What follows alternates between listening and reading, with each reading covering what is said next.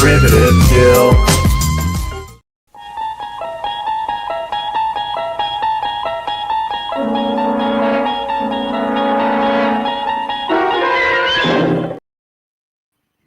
You're traveling through another dimension, a dimension not only of sight and sound, but of mind.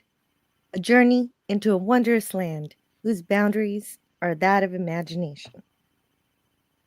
That's the signpost up ahead. Your next stop, the Twilight Zone.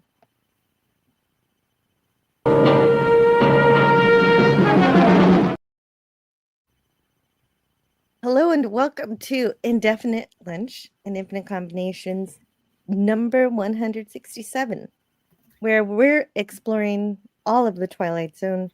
Today we're taking a closer look at the season 3 episodes, The Shelter and The Passersby. And so let's see what's happening. All right. So, and I'd like to welcome Scotty R37. How are you doing today? I am well. How are you? Thank you. Wonderful, wonderful. Just wanting a moment to drink my coffee, but it's time to talk about the Twilight Zone. And hello and welcome to Tiger Stripes. How are you doing today? Hi, I'm happy to be here. There's a couple of powerful episodes. Yeah. Yes, very interesting episodes. We're going to start off with The Shelter. And let's see, where's my button? Here, let's get right off of there and bring up our slides. That's what we need today. Share screen. Jill's got the best slides. Oh, thank you. Yeah, I hand select them myself. You work so hard. I do. Maybe I work too hard. Anybody who thinks this is easy, that's not easy. That's not an easy task. Yeah, it takes time. It does. DJ Play Nice says, "Wee." Behold the golden man. Hello, lovely chat. Yes. Great to see you guys. Hello to Kimberly and Snortapoopus. Huber. Poopas. Silly old bear. And thanks, guys, for waiting around for me so we could talk about the Twilight Zone today. And Lemon Pie says, as Jack Johnson sings, must I always be waiting on you? Well, I'm glad you did wait, Lemon. Hope you're around. And hello to Gavin Blackburn. Hey, Gab. Hope Jill hasn't been sucked into the Twilight Zone. Greek letters, I'm all right. Actually, we are going into the Twilight Zone in just a minute. Lemon Pie says Jill went to an ice cream shop where nothing is as it seems. That's why she's late. Oh, I made it out. More like a coffee shop. Oh, yeah, coffee shop. Well, coffee still goes with ice cream. Coffee, ice cream. How come I've never tried coffee ice cream? I gotta try it now. Oh, it's delicious. It also makes an excellent shake. I had a friend who was all about the coffee ice cream shakes. Nice. Greek letters asks if that's supposed to be Abraham Lincoln in the thumbnail. Yeah, you got it. We'll talk about it soon. And yes, Jill. Yeah. Oh, maybe if we all start screaming, she'll hear us and start the stream. I wonder if he actually did. Greek letter sitting in his desk screaming. Hey, hello to Theta of the Grid. I'll hang out here for a little while. Oh, okay. You got a place to be today, and that's great. And I'm having a wonderful day too. I hope you are as well.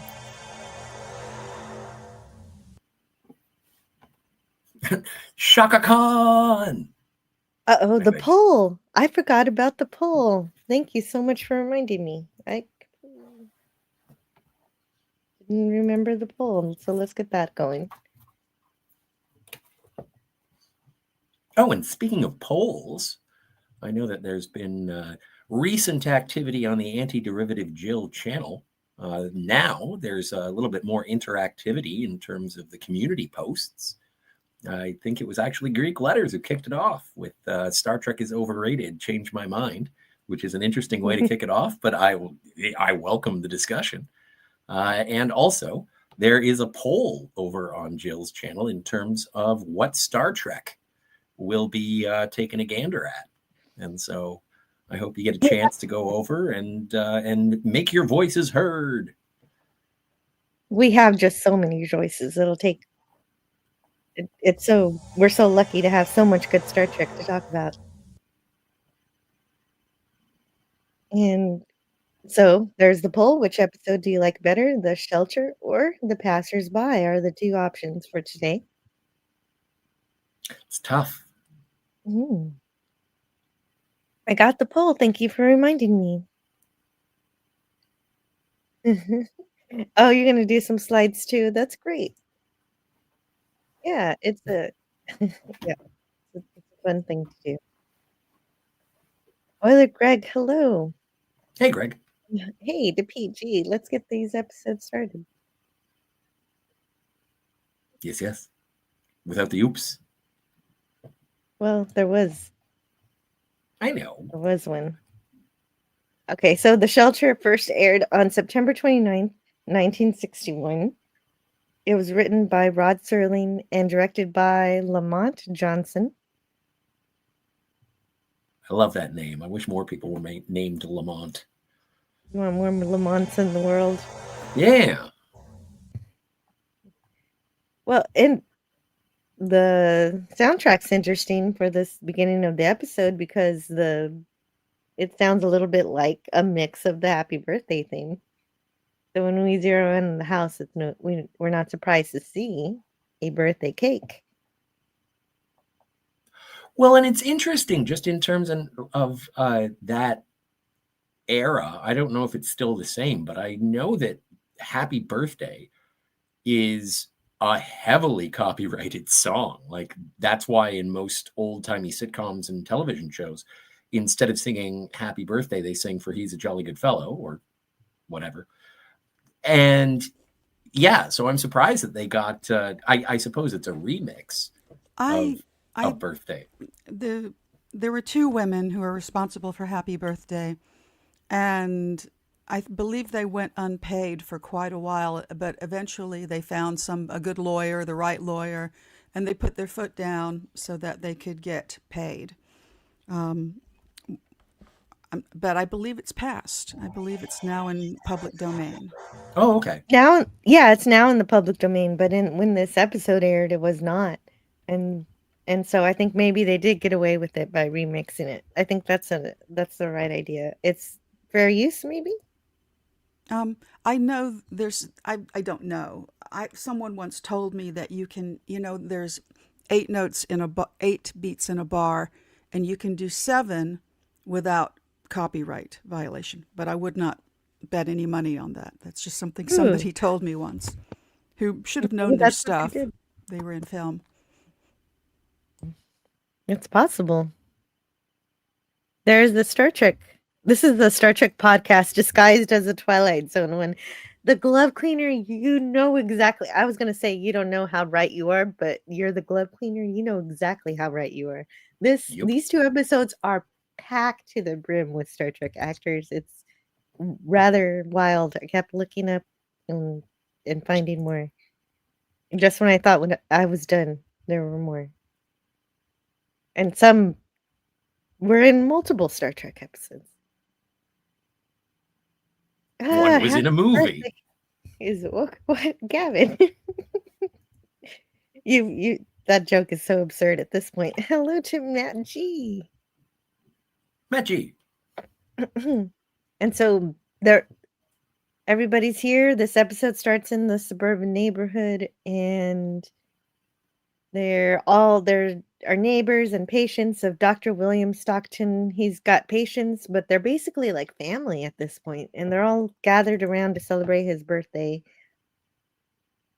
And so he's played by Larry Gates, who did lots of TV and stuff in the 50s and 60s.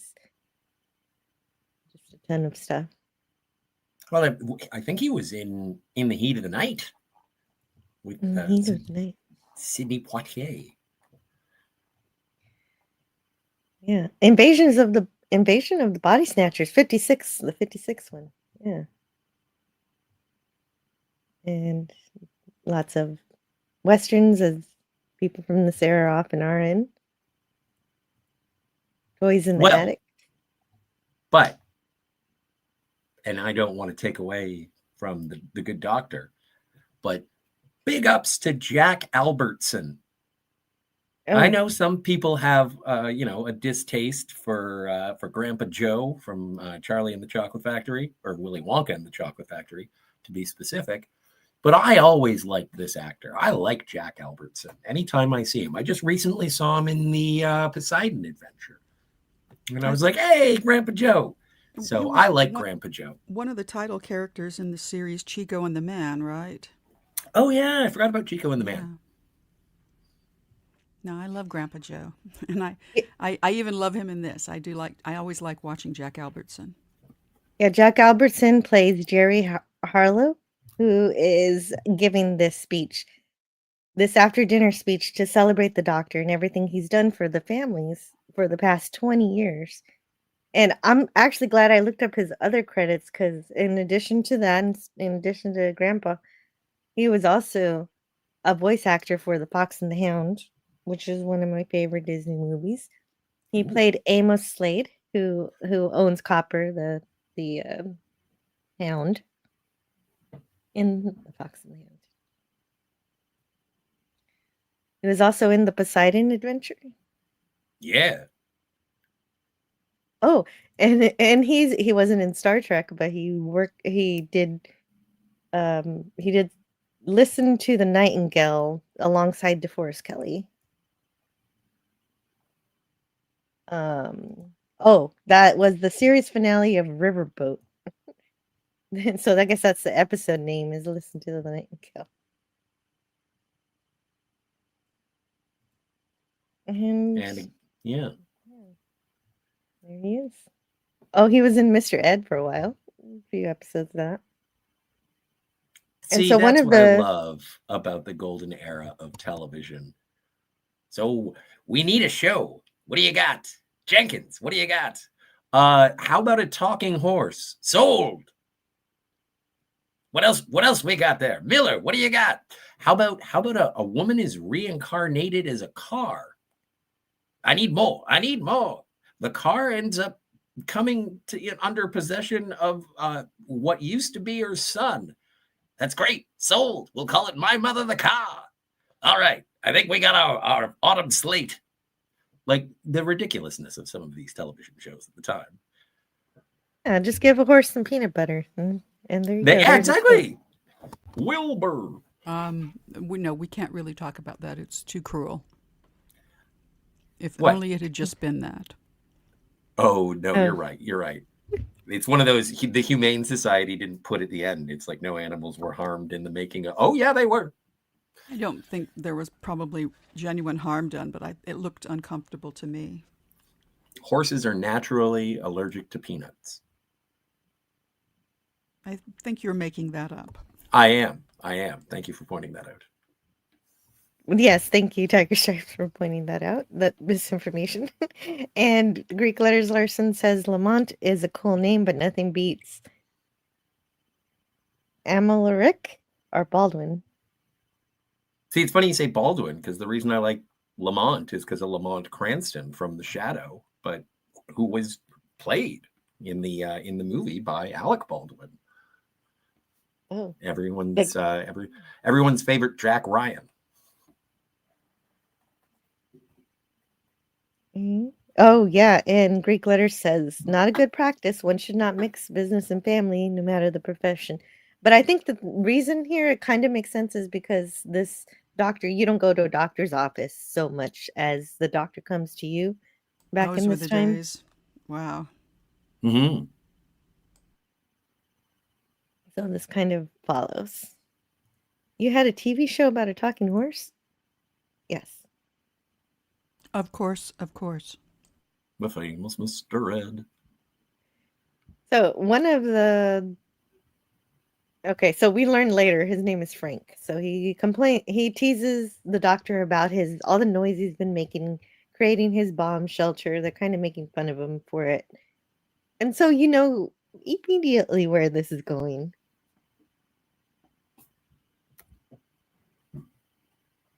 Oh, and here's the end of the little speech. That'll be my favorite part of the speech, the end. And then and then a little boy named Paul says that I guess that's the doctor's son, says the TV gave out a special announcement. Everybody has to listen to the radio. And so the radio tells everyone to find shelter and collect all their food, water, and medicine. And guess who's the only guy in the block with an actual shelter built and not just a basement? The And doctor. so, yeah, the doctor. And so immediately the birthday party's broken. It's not such a fun party now. Everybody's running home trying to scramble, figure out what to do. And apparently, this, much like Star Trek, Rod Serling would send in his scripts to the DeForest Research Group, and they would give him advice on how to change things. And there were some things in the Conelrad announcement. That's the station, the radio station that they have to turn to. And I guess it's an emergency broadcast station when bad things happen. And the research groups helped him remove some lines like a state of martial law has hereby been declared. And I guess because that wouldn't happen, that they wouldn't state it that way um, uh, through that system for some reason and stuff like that. So they help with technical things like that. And now we're ready for the opening narration. And let's give that one to Scotty right here in the private chat. What you are about to watch is a nightmare. It is not meant to be prophetic. It need not happen. It's the fervent and urgent prayer of all men of good will that it never shall happen. But in this place, in this moment, it does happen. This is the Twilight Zone. Yep. And that's the opening narration that sets us up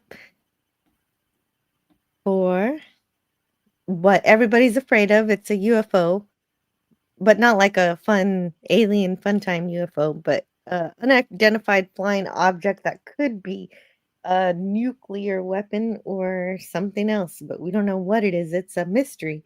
And so everybody needs to prepare for the worst. Well, and it's also like I'm so used to Twilight Zone characters being confronted with panic and imminent doom and then just absolutely becoming unhinged, which does occur. But with the doctor, Dr. Bill, I like how he is anxiety ridden. He has a sense of urgency. He wants to protect his family, but he never resorts to the point where he starts admonishing anybody. In fact, he's the voice of reason in this sort of scrambling where little Timmy here, I don't know his name, Paul. said Paul. So Paul, it's like, Paul, go get my bag. And it's like, well, what about books? Don't you get the books? Your father said to get his bag. No. We don't know how long we'll be there. We may need some books. And so he's sort of the glue holding it all together. I find the doctor to be a good man, a pragmatic, Yes. rational man. Yes, he is. He's mostly together, although when he is collecting those light bulbs, he does let loose a little bit of anxiety. So yeah, he's definitely the rock in this particular instance, and he tried to convince the rest of the neighbors to build a shelter too, but they did not listen. But we'll talk more about that soon. Yes. He's Hey, holding Miss it together Sparkles. comparatively. Sparkles. Mm, I thought I Miss would Sparkle. interject here. Conelrad, control of electromagnetic radiation, was a method of emergency broadcasting to the public on the United States in the event of enemy attack during the Cold War. And it would come Makes over sense. your public radio. Yes, that You reminds did me not of have to have one of those, personal radios or anything. Yes? yeah, that reminds me of the emergency broadcasting system when I was a kid growing up, and it would interrupt my TV program. They still do Tornado that on FM interrupting. radio these days when you're listening to a show. They'll butt in. They still do it. I think they have to do it regularly on the television too. Yes, this was only a test of the emergency broadcast Yes. system. Well, and I now was you watching get them. cartoons. Yeah, Exactly. Oh, but they do it's it. only the crisis point of the movie. I've only been sitting here for an hour and 50 minutes. And now they do those alerts over your cell phone. I Right, turn them right. off. Oh my god. I know, I'm the worst. You turn off the Amber Alerts and the weather I turn it all broadcast. off. Oh my gosh. They used to be more frequent too. I don't know, but I Miss lived in. Sparkles. I lived. Hey, Miss Sparkles. She wants a lived. Twilight Zone episode all about her. I don't know if you guys still have. Oh, she said she bomb was signs. terrified of that. I think you misinterpreted. Oh, she does. I misinterpreted. I'm the worst. Sorry. Yeah, no. I don't know if you guys still have sort of sirens. I know that there are weather sirens for extreme weather, tornado sirens and whatnot. But up until I would say about 10 years ago, we had a bomb siren in my southern Ontario town, about 30 miles outside of Toronto. When I grew up, they were on a lot of places I lived, but I lived close to a few military bases. So that would sort of explain it. And I know there was one local here in Austin, too, in our part of town. And they would set it off, I don't know. I feel like it wasn't every month or anything. Twice a year maybe. Mm-hmm. Yeah. So, as this story begins, the doctor's wife, Grace, is filling up water containers, but the water seems to run out very quickly. And Grace is played by Peggy Stewart, who I most recently know as Pam's grandmother, for Sylvia from The Office. Oh, and of course, wow. that's basically what I'm saying here is that she basically kept acting throughout most of her life, Spectacular. right up until the end. And Naladoc, one of our channel members, will like that I mentioned that she plays an unnamed nurse in Knots Landing. Although I don't know if he'll recognize her. There you go. Knots Landing for the win. I saw that and I thought of him immediately. But she's one of those actors who was in so many things that it would just be tedious for me to mention everything. She was in things from classic westerns to 90s sitcoms, and obviously more modern ones too. She was in a Seinfeld episode too. I forget which one. It's so fascinating. Like I do, obviously there's a certain level of Tinseltown stargazing that happens when watching these episodes and shows. People who were sort of focused in the limelight, and other people who were just starting off in their careers. But it is really the working actors who were present throughout, like from the late 50s till modern era. And it's like, oh my stars, like the working actor. And when performers actually say that they're in it for the work, they enjoy the variety of what they do. And they don't show up. Like, I think it was the Emmys were just a couple of days ago. And there were people who were celebrating that the in memoriam had David Lynch. But then there were other people saying, why wasn't Tony Todd? Tony Todd, amongst other things, played Kern on Deep Space Nine and Next Generation, was sort of snubbed. And his widow Oh, said, "Yeah, well, that's Tony's career. He was never really heralded in life. I don't see why he would be celebrated upon his passing, which is unfortunate. But the fact that it's an actual profession where you wake up, you go, you do, you leave, and then on to the next gig. he also played I a Mocklin in the Orville. Oh, did he? Wow. Oh, that's Yeah. wonderful. But that's, That and yeah, I he just think had that that voice. it's an honorable profession, and not everyone, if you're in it for the fame and fortune, sometimes it is just a job. Oh, it's very much a job. And Hmm. people always assume that actors are all rich. No, most working actors like this, they kind of earn what anybody earns, an average wage. And if they can manage to pay for a house, they consider themselves fortunate. They don't live in Beverly Hills, et cetera, et cetera. Yeah. Mhm. Yeah. Yeah, and I appreciate those actors too. And there's a great Oh, mix so of them in the much. Twilight Zone. They're not always super famous actors. And so in this particular part of the story, she's trying to fill up the water jugs. And so, like you said, everybody's in a panic. So she is completely breaking down when that jar of water breaks. And so And I there's love the way that he reassures her. And like, he could have said, like, "Grace, you clumsy butterfingers, what are you doing?" But it's like, no, no, no. It's all right. Just imagine that imagine it's the fine French perfume. It's worth $100 an ounce. yes. That struck me as a real Rod Serling line. I don't know why. But it's also, Yes, I don't he's know. good. He's really good to her, yes.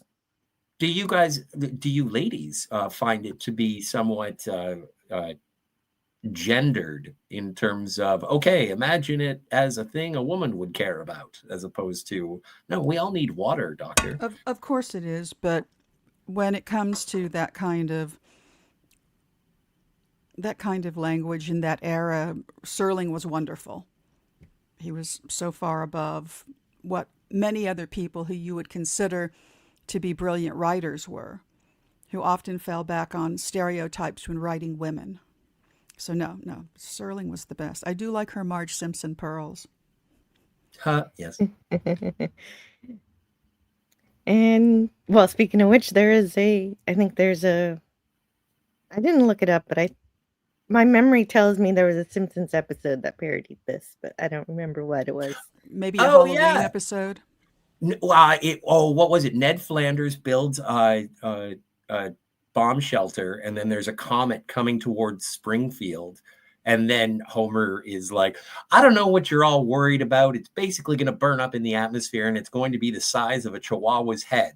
And that's exactly what happens at the end. And then Marge and Bart are like, I don't know what's scarier, the fact that this happened or that Dad was right. And Homer's like, I know, I'm afraid too. Nice, you remembered. Thank you. That's it. So they're But yeah, stocking their bomb shelter with water and canned food and goods and medical Books. Don't bags forget and the books. tools and the books, so they don't get too bored. So you don't end They up can playing endless games of tic-tac-toe and cards. right. And so damn it, Polly's running Paul. around the house. Well, yeah, that's basically he's fetching all this stuff. Well, and also, you look at the actors, and it's like, aren't they a little old to have like a 10-year-old son or a 12-year-old son? I would like to remind everyone that both of these actors that we see on screen right now were both 32. Amazing. Were they Amazing. Wow. 32? Are you serious? You're making that up? I am making that up. Thank you again. Stop That's two for making. two. Please stop making shit up. Oh, come Please, on. It's please fun. stop. No, it's All right. not fun. It is for me. Of course, everybody has to have that thought. This man's hair is white and he has a receding hairline. I was kind of thinking about that while I was watching, and she strikes me as a woman who could be in her 30s. So, it's a late child for them, which makes it a little more the deer, I think.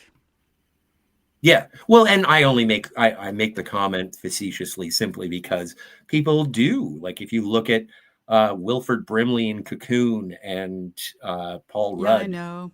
Paul Yeah. Rudd. Everybody's seen that meme. Yeah, I'm just Paul, commenting on no, it. Paul Rudd doesn't count because Paul Rudd is a vampire. You cannot Oh, I judge the didn't know. world by Paul Rudd. What about Keanu Reeves? Keanu's showing his age finally. A little bit, little He's pudgy. yeah. Well, he did for a while, but then he slimmed down once he got John Wick. No, Yes. Yeah, right. his face looks a little older. You know, He definitely stays in shape because of that, and he trains and everything. but I cannot tell you what holds up Paul Rudd's face. I have no idea. Magic and blood. Yes. Something. He bathes in milk.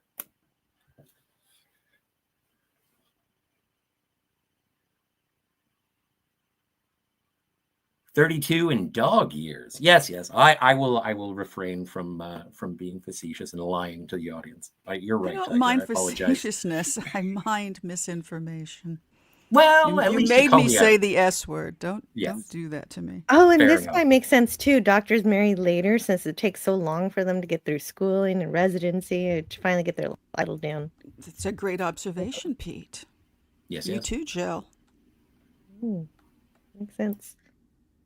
So it's unclear how much time they have, but Bill suggests it might be anywhere from 15 to 30 minutes. Bill being the doctor, and there's a worry that the bomb will fall and poison everything with the radiation. Basically, they think that if this falls, this is the end of the world, and so the shelter will protect them for up to 2 weeks.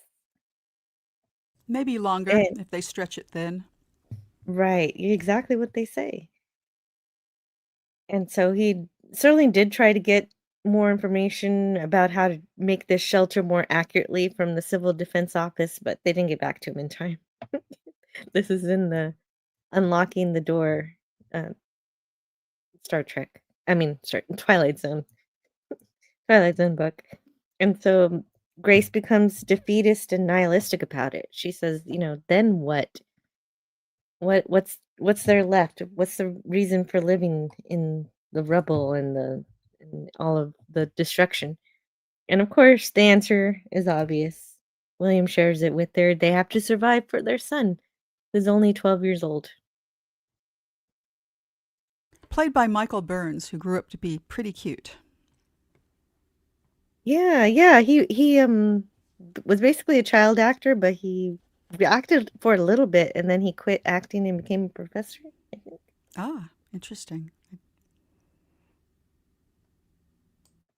And so Jerry arrives and he says, "Hey, I hear you got a shelter. Can I hang out in your shelter?" But because he has a modern house that doesn't even have a cellar, he doesn't have a basement. But Bill says that Jerry can use his basement, but he can't be in his shelter because there isn't enough room, there isn't enough air, even if Jerry brought his own stuff. So they still can't host him. But actually Bill does more than that. He kind of admonishes him. This is kind of reminds me of the fairy tale with the grasshopper and the ant, where the ant just plays around and the grasshopper prepares for winter. Basically, Bill says, "I'm sorry, please forgive me. I keep telling you, Jerry. I kept telling you, Jerry, all of you, get ready, build a shelter. Forget the card parties and the barbecues for maybe a few hours a week. Forget them and make the admission to yourself that the worst is possible." But you didn't want to listen. None of you wanted to listen. To build a shelter was to admit the kind of age we lived in, and none of you had the guts to face that. So now you got to face something worse. And then, so God, please, God, protect you. It's out of my hands. But at least Jerry does seem kind of apologetic when he realizes he almost breaks one of the water bottles. And well, Larry, let's see. Dr. Stockton's actor, Larry Gates, says that it was a first-rate script by Rod Serling. My character of Dr. Stockton believed he was doing the most reasonable thing with his shelter, but it turned out he had hopelessly misjudged the results of his actions. We had a wonderful cast and an excellent director, a happy company and crew, and a fascinating script. When I saw the episode years later, I didn't like my performance, and I thought I overacted. But the script, direction, and cast made it work. You have to excuse me, Jill. Who thought he overacted? The lead? The lead, yes, the lead, the doctor. Interesting. It's interesting that one of the Larry bottles he's Gates. carrying is empty too. I was sort of. It's mostly empty. I thought it was a good touch because it only has a little bit of water. Those were the last sprinkles of water that Grace could get out of the faucet. Right. And I know this is sort of hindsight being 2020.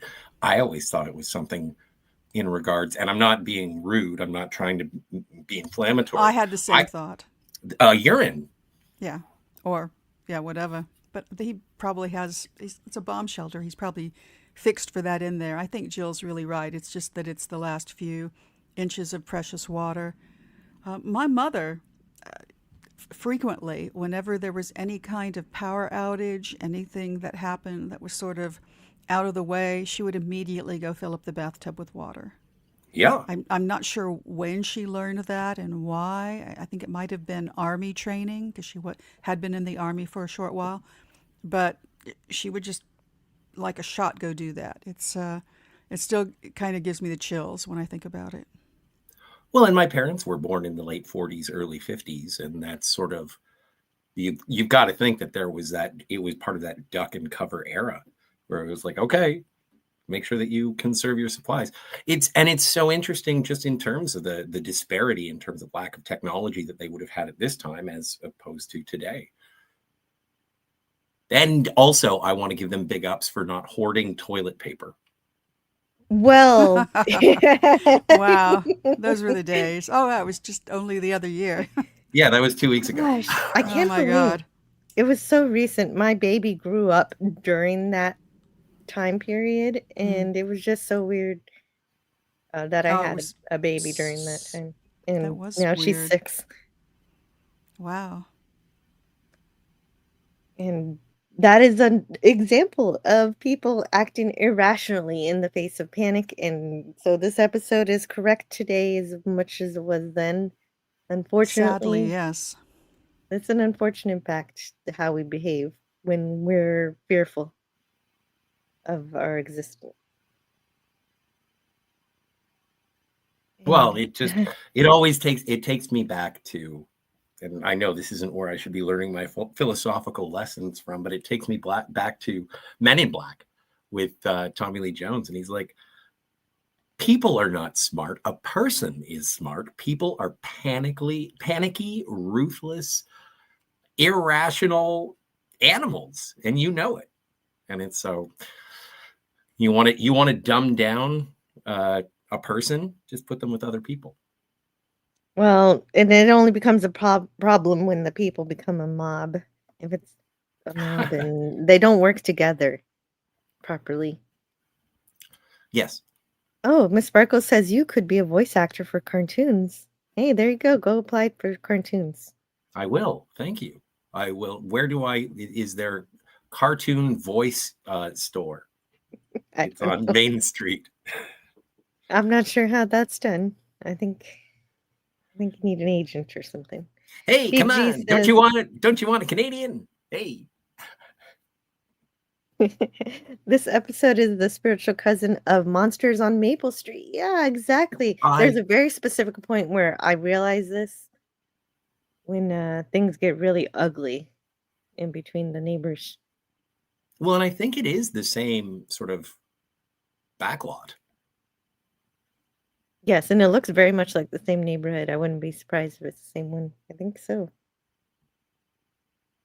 You call them, you still have them in your society. You call them preppers now. Yeah, he was the prepper in his neighborhood for sure. We had our first child when I was 29. Oh, yeah, I was 27. So, yeah, not too bad. But also, you have to think that he's a doctor, and renowned for having money. And so he might be the only person on the street who can afford it. Oh, that's true too. Well, yeah, others would have had to save a lot more. Hmm. Euler Greg says stay in your shelter for a few weeks, and then if you can drive to a relatively safe area, survival is possible. Yeah. This episode also reminded me of Panic in the Year Zero, which is sort of the same situation, except I think there is actually an explosion, a bomb. I am reminded of the very beginning of the movie The Road, which I do not recommend. And the husband sees the mushroom cloud and immediately goes to fill up the bathtub with water. And the wife, not having seen the same thing he saw, sort of laughs and says, "Why do you want to take a bath right now?" Mm-hmm. And I understand why you don't recommend it. I've heard it not be recommended to me as well. It's part of the reason that I still haven't seen it. But it just sounds like one of those movies that maybe, and I've had many of them, maybe it's a movie that I'm afraid of because I think it's just going to be too dour.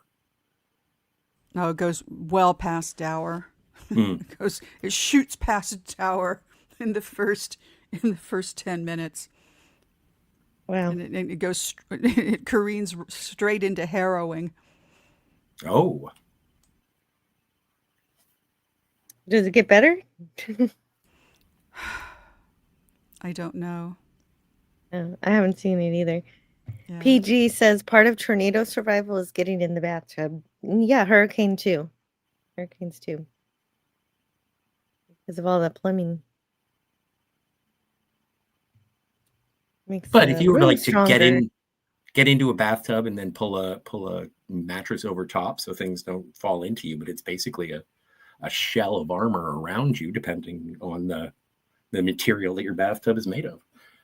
Still harder than your own flesh. Yes. And so now Marty has joined the fray with his family too. And everybody's trying to guilt trip Bill by bringing their children over. And he has a baby who's crying and begging for his life and everything. But the truth is that Bill can't help anybody. Right.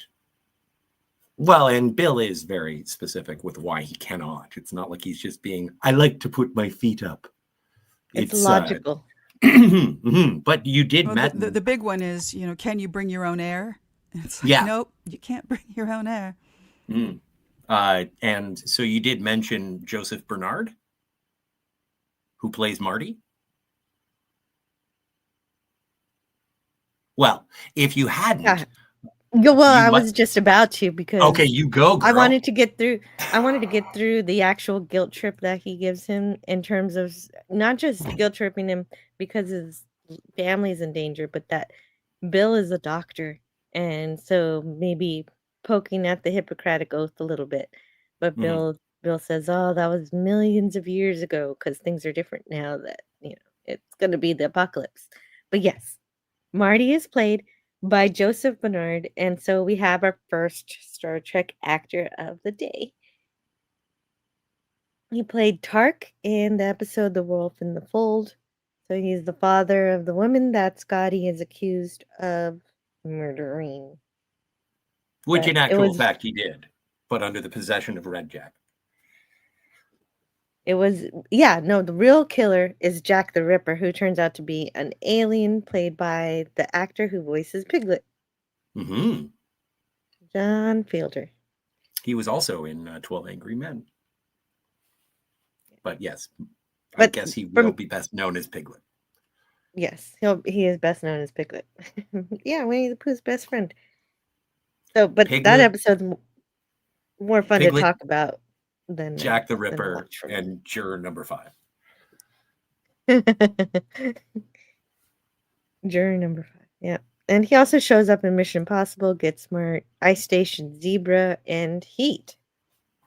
And he was also a war veteran in World War II, serving in D-Day. And so, going back to the episode, Jerry has the very good idea of, he actually decides that maybe For one moment, there's one moment of clarity here where Jerry says, maybe we should all get together in one basement, pull all our supplies together. And this is really what they should have all done if they were going to continue to try to be civilized. They Mhm. should try it, but they don't. Which I think, I think that's big ups to Jerry. Although Jerry does eventually work on the battering ram as well. So at least, yeah, I think you're Yeah. right. A Yeah. momentary moment of clarity. It wasn't just a moment though. Like he does this throughout the episode, and then all of a sudden he's like, "All right, fine, I'll help you with the battering ram." But that That's comes I down think to that's a twist of character, and we'll argue about it when we get there. okay. Okay. Because yeah, everybody loses it in this episode. Queen Glam Mob was mentality is pretty contagious. yeah, Yes. yeah. Oh, I wish I had my I don't even know if you can play the clip, but there's a Norm Macdonald thing about the mob. I showed that to you, didn't I? And he's like, Oh yeah, but "Hey." I didn't watch it. I haven't watched it yet. Oh, okay, yeah, no. He's like, come on. Anyway, it's a Norm Macdonald thing. It's called Norm Macdonald and the Mob. It's great. So this of course is based on the realities of the Cold War, as mentioned. And so back in July of this year, the year that this episode was made, President John F. Kennedy spoke about the civil defense issues, and many states across the country were establishing their own policy. Exactly 1 week after this episode of The Twilight Zone was telecast, President Kennedy advised American families to build bomb shelters to protect them from atomic fallout in the event of a nuclear exchange with the Soviet Union. Kennedy also assured the public that the U.S. Civil Defense Program would soon begin providing protection for every American. And this is from the Twilight Zone, Unlocking the Door. So this was right on it preceded the Cuban Missile Crisis. That's pretty amazing.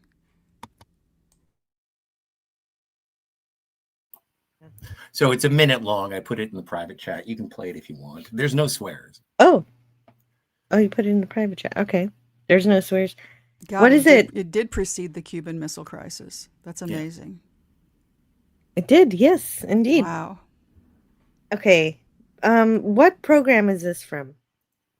I think it's, you know what? It's just Norm Macdonald. Any questions? Oh, yeah. It's just Norm Macdonald. It's Norm. I know you can't. And Dr. Cox from Scrubs. I don't know what movie it's from. It's a minute long. I think it's hilarious and It's a whole appropriate to movie? the episode. It's from a movie? No, it's from a movie, I think. Oh, this is gonna get claimed. Well, okay, then don't play it. It's not an emergency. I can put it in the regular chat and so people can check it out on their own. Yeah, let's do that. Okay, sounds good. But you can tell us about it. I'm not going to do it justice. Okay. It's basically a man joining a mob and then deciding that he doesn't want to be a part of the mob anymore. Doesn't this guy deserve a fair trial? You, back of the mob. Back of the mob. What? This is my spot. I came early. It's the punchline. Okay, out of the mob. As mob blows. There we go. Thank you. I appreciate that. Your clip says it's from The Animal from 2001. That makes sense. Oh, and the very first comment, which was pinned, says, "This was the only funny part of the whole movie. The rest of it sucked." So there we go. And if anybody wants to see the whole thing, I'll put it in the chat. It should be clickable. Oh, wow. Greek Letters Larson is actually optimistic for... Wow. There's not going to be a nuclear holocaust or a zombie apocalypse or an asteroid blast. So stop worrying about that. But that doesn't mean he won't have 1984 upon you. I second that emotion. Yeah, I like it. It's true. I lived right through now. the 94 LA earthquake, and I was here in Austin during the snowpocalypse, and I beg to differ. Well, how? I'm curious now. Is it because you think that there will be like a physical or natural disaster? Well, we had a pandemic, so we all had to get through that too. True. That was pretty flipping weird, and some people get ugly very quickly. But I think that like speaks the more. toilet paper hoarders. Right. But I think that speaks more to Greek letters saying, would you like to see 1984? The windows are beside you. Yes, Well, I do. we- I do we're- think that is more 1984 Okay, crisis. Yes. If we were a Agreed. map, and the map was 1984, we'd all be standing on the big X that says "You are here." Yes. So, Agreed. Although always- Scotty mentioned it, it's also a bit of Aldous Huxley, Brave New World. Yeah, man. Thank I you. dig the drugs. I like the drugs of Brave New World. What about even Fahrenheit 451? Just get sucked into your TV. Yeah, the censorship. Yes, Everything. but we have no defense against zombies. Oh man, we gotta. I Gotta get to believe work the on that. Secret to Zombies double tap. No, you got to have a Yes. club. You have to Headshot. have a club. You don't have to reload a club. No, don't go for anything with you know what, Jill, when it comes to your melee weapons, that is totally the zombie apocalypse way to go. Club puts you within arm's reach. No, thank you. Yeah, but you have to reload a gun, and so when you're out of gun,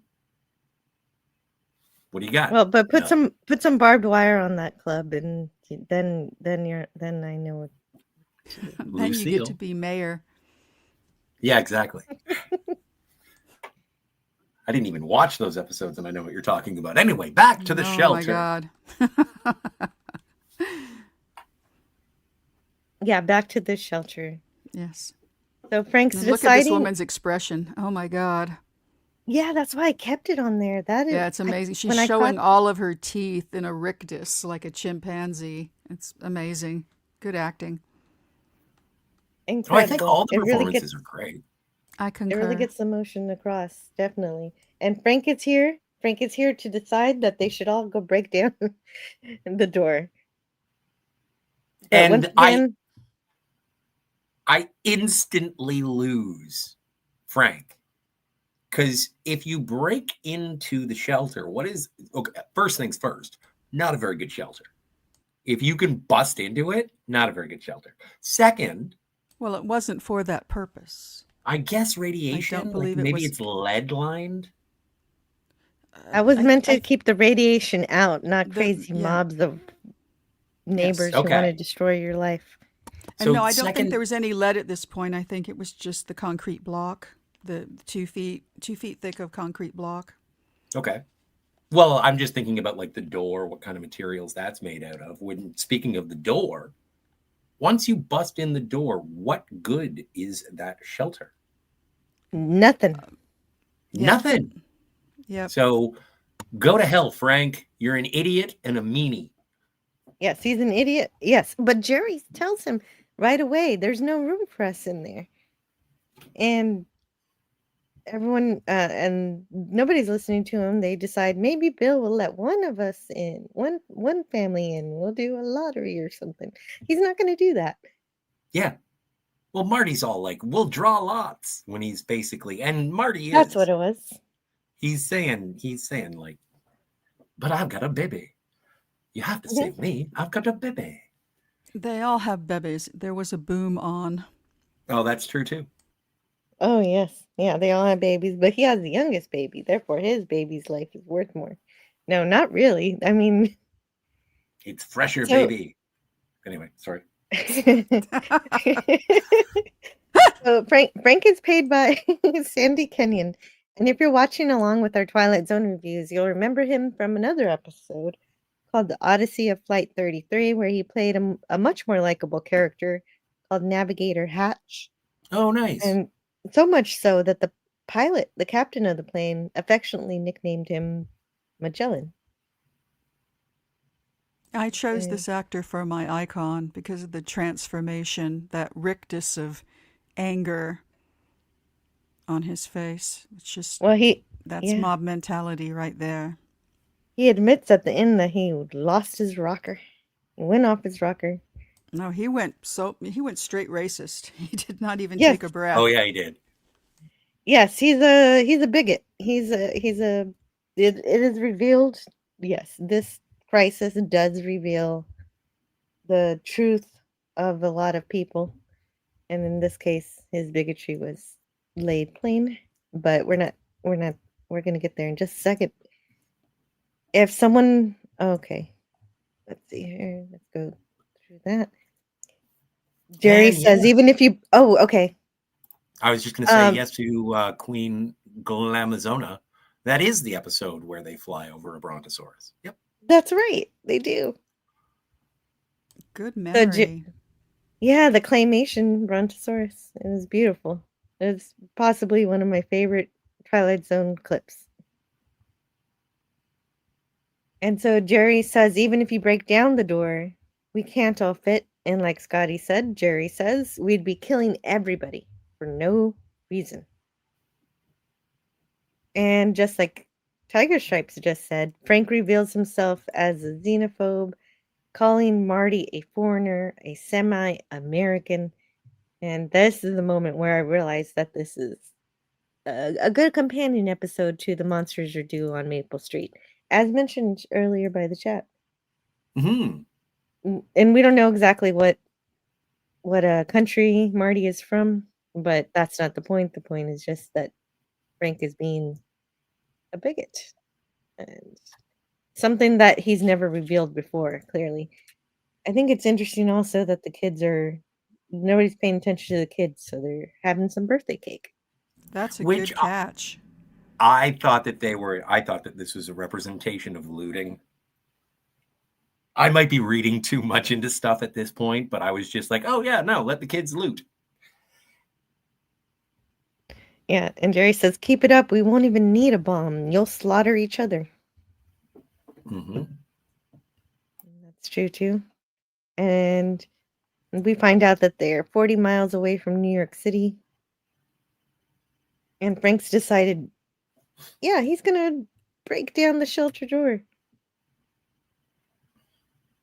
Even though Jerry just told him how useless that was and that it would kill everybody. He doesn't care.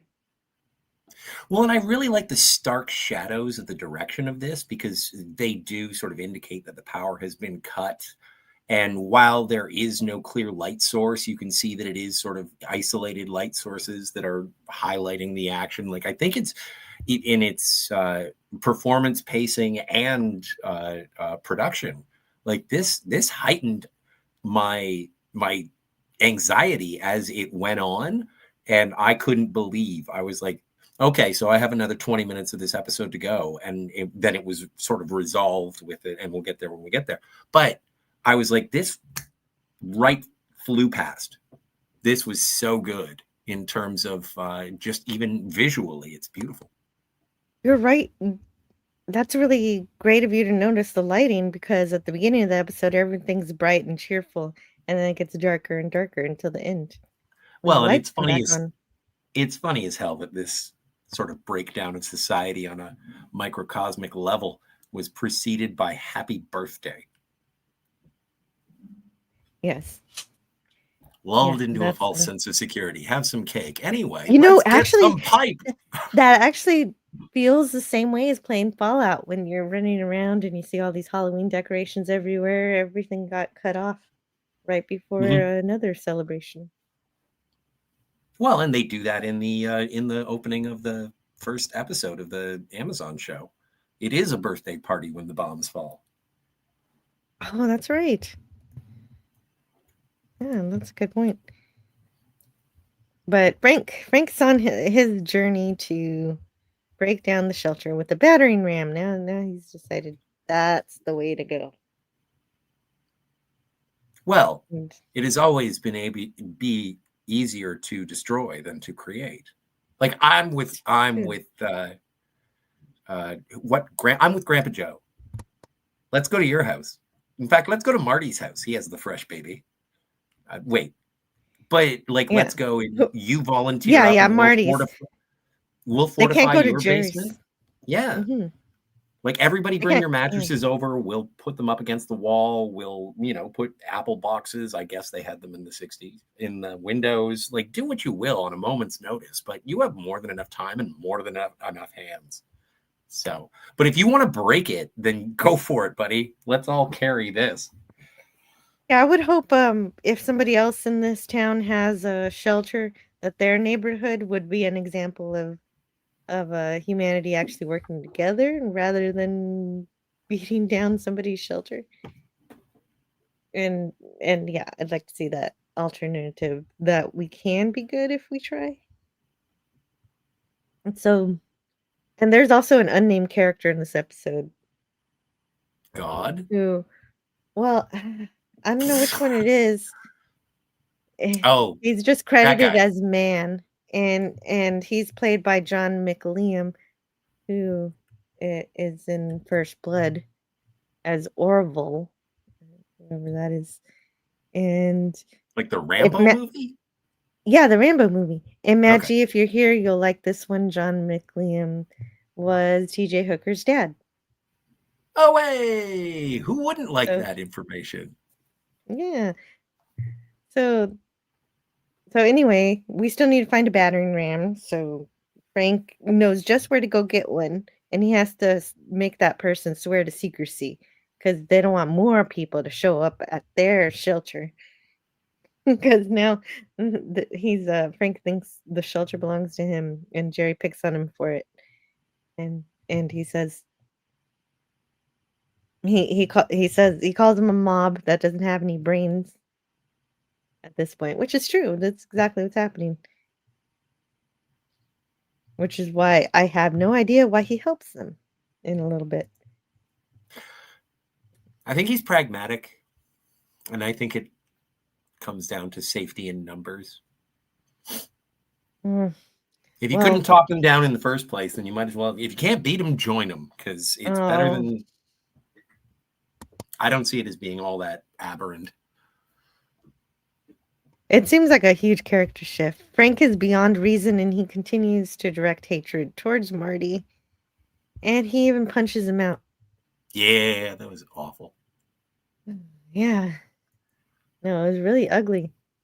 Don't you understand? I know Gene Wilder. We can go to his place. Don't you understand? An alien's going to kill my daughter. Sorry. I was kind of wondering if this episode may have impacted Kennedy and his recommendation of bomb shelters. You know, given what was happening in that era, and I just did a little dive, and Serling wrote letters to John F. Kennedy that were, oh my God, they were harsh. I'm a bit surprised. Yeah, but it's also like, again, even the culture of communication in 1960. If, say, I'm Rod Serling, I've obviously made a name for myself on television. I'm making money for one of the largest industries in the country. And then because everything is communicated through letters towards the White House, because that's the freedom of every American to be able to write letters to the White House and maybe, or your congressman or your senator, what have you. And so there is a moment where when it's sorted and it's like, oh, and then there's Jeff, there's Larry, there's Marty, there's Keith. And then all of a sudden it's like, oh, sir, we have a letter from the television producer, Rod Serling. Oh, well, bring it in. I think it's like something that a press secretary or a person in charge of communications with Americans would be like, well, we have a high profile one here, sir. I don't see it as unreasonable. And I also consider the past, although how naive I am and how foreign I am from the United States of America, I also consider days of yore to be less hyper partisan. But then again, that's my own naivete.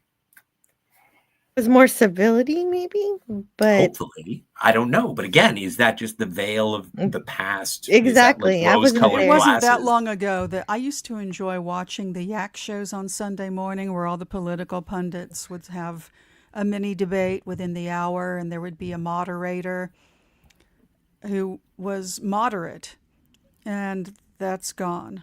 There's nothing like that. And that was only like in the 80s or the 90s. And at like some the point, McLaughlin group kind of thing. I couldn't.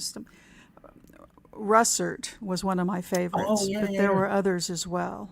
He got canceled for sex stuff. I think. Tim Russert. No, I don't think so. No, Well, he got canceled for something. I don't. I think he just died. Maybe he died. Maybe he died. Oh my I think you're stars! thinking. I I'm think not you're making this thinking- up. I'll look it I up. believe I'll you're look it thinking up. of his son. All right, Tim Russert. Well, meanwhile, I want to mention that Bill and Grace and Paul, they can't believe their neighbors, that the people who were trying to tear down their shelter are the same patients that Bill has cared for all of his life. And Yeah. just to correct the record, yes, Tim Russert died in 2008. He was never implicated in what I'm speaking of. So I apologize not only to Tim Russert, but also to his family, friends, and legacy. I appreciate that, Scotty. It is important to not. It's always good to know Use your the- truth when you have something Yes. to say, particularly about somebody personally. You really need to know, rather than just repeating something that somebody said, like the whole Yeah, old I game of heard this telephone in happened. school. Yeah, yeah. Well, and I do have all of history available to me at my fingertips. I should check it out. It was a knee-jerk reaction, but yeah, no, Tim Russert was a great moderator in terms of those sort of Sunday morning debates. So here's the mob returning with the battering ram to bust through the shelter. Again, you can agree or disagree whether or not it makes any sense for Jerry to be helping. Or I would think that Jerry would probably try to stop this, and his wife would back him up. But I didn't also happen. have some sort of feeling that, and this is complete headcanon, subtext, whatever you want, is that maybe if Jerry and Bill team up, they can talk them out of this. Although it's too late now. We already broke the door.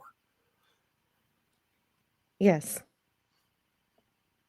And well, maybe there's at least one other person who wants to do the right thing, and that can spread just as much as the mob mentality the other way. And And I'm going to so- offer a quick apology. No, Tim Russert's son never was canceled, and I don't know why I said that. So let's just put a It pin was in just that. a right. Yeah, they're. Thank you. Thank you. We're for just that. gossiping, and that's unfortunate. It is. So then, now that they've completely destroyed the shelter ability to protect anybody, they hear an important message on the radio. And I would like for Scotty R37 to read the message, the radio Okay. announcement. I won't do Valley Girl, I promise. The President of the United States has just announced that the previously unidentified objects have now been definitely ascertained as being satellites. Repeat, there are no enemy missiles approaching. Yep, everything's fine. And so everyone's relieved and they hug their families and so there's nothing to worry about. It was just satellites, I guess, that lost their orbit and and are falling like And a that's meteorite. how the zombie apocalypse started in Night of the Living Dead. It was satellites breaking up. Oh. I think that's Oh, the so there's gonna be Return some of the zombies? Living Dead. I could be wrong. Oh, it might about be the that. return. It might be the return. I know it's not Night of the Comet because that one was because of a comet. So, and then Frank makes his non-apology to Marty, and Marty doesn't look like he's accepting this apology. It's like, well, you said a lot of really bad things and you punched me. So Yeah. nobody actually says I'm sorry. They kind of just he just says, "Oh, I was off my rocker." Yeah, I let's didn't have a mean block it." party. Yeah, let's have a Yay! yeah, Hooray for yeah, normalcy. yeah, yeah. Sorry for breaking your door. We'll fix it with the block party. Oh, and completely Yeah. destroying your dining room. Yeah, that was also a thing. Yes, yes, they did. They were just barreling through. And then And they're they like, we'll figure- pay for it. And in my experience, people who say, we'll pay for it, never pay for it, folks. But there's no bigger non-apology than to say, "Oh, it wasn't our fault. We have." So they feel like they don't actually have anything to be sorry for. So Speaking of it's- paying for it, Sig Valderson Ka-ching. Oh, wow, we're gonna be able to rebuild the fallout shelter really soon at this rate, thanks And to buy new Sig china. Waldson. Yeah, right. Good afternoon, Jill, Scotty, and Tiger Stripes. Praise to our eldritch god. I can't do that, but thank Whoopity you for the whoop, whoop, whoop, whoop. 5. Not that I one. still wanted Dr. That's not. Zoidberg. I still want a Dr. Zoidberg clip. I don't You think still Dr. haven't got me a Zoidberg could. Dr. Zoidberg clip. Well, because I don't appreciate the implications. I'm But not what doing about that. Because of the Zoidberg? exactly the I implication. like Harvey. Sigvaldison sends a $149 super chat of a unicorn, a Hooray! fanciful unicorn. PG says the end of this episode is, oh well, just kidding. Well, it could have been. It could have been a nuclear weapon. Well, and And also, everybody showed how they would have reacted in that case. but also, I think that all of these people, now that the emergency has been called off, and part of the reason, like, of course, it's the shelter itself, but also he is the doctor. I think that everybody's like, hey, so next week, So yeah, so I got this mole on my back. yeah, shit. Like if I were Bill, I'm leaving town immediately. Immediately. Yeah. Yeah, you can't stay there after No. that. Yeah, well, and everybody showed themselves to be wild animals in this kind of crisis.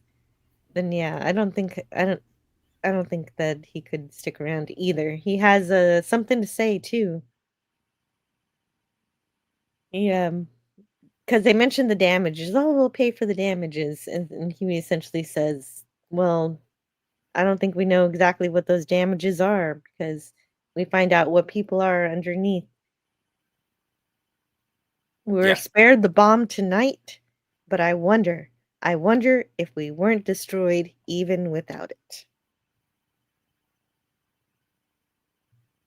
Although the episode's director has an opinion of this episode that is not as favorable. He says that was Rod in one of his messianic moods.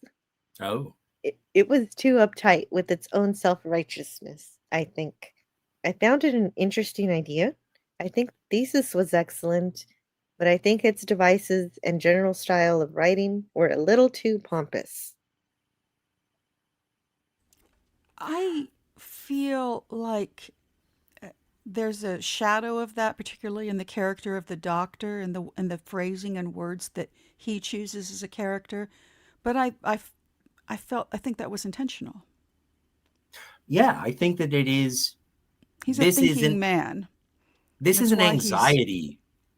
This is an anxiety dream or an anxiety nightmare of being surrounded by your friends and slowly they turn against you. Same as Nightmare on Happiness Pie. Well, this guy was really prescient. And then, within the year, the president of the United States is recommending to people that they build bomb shelters. So how terrifying is that?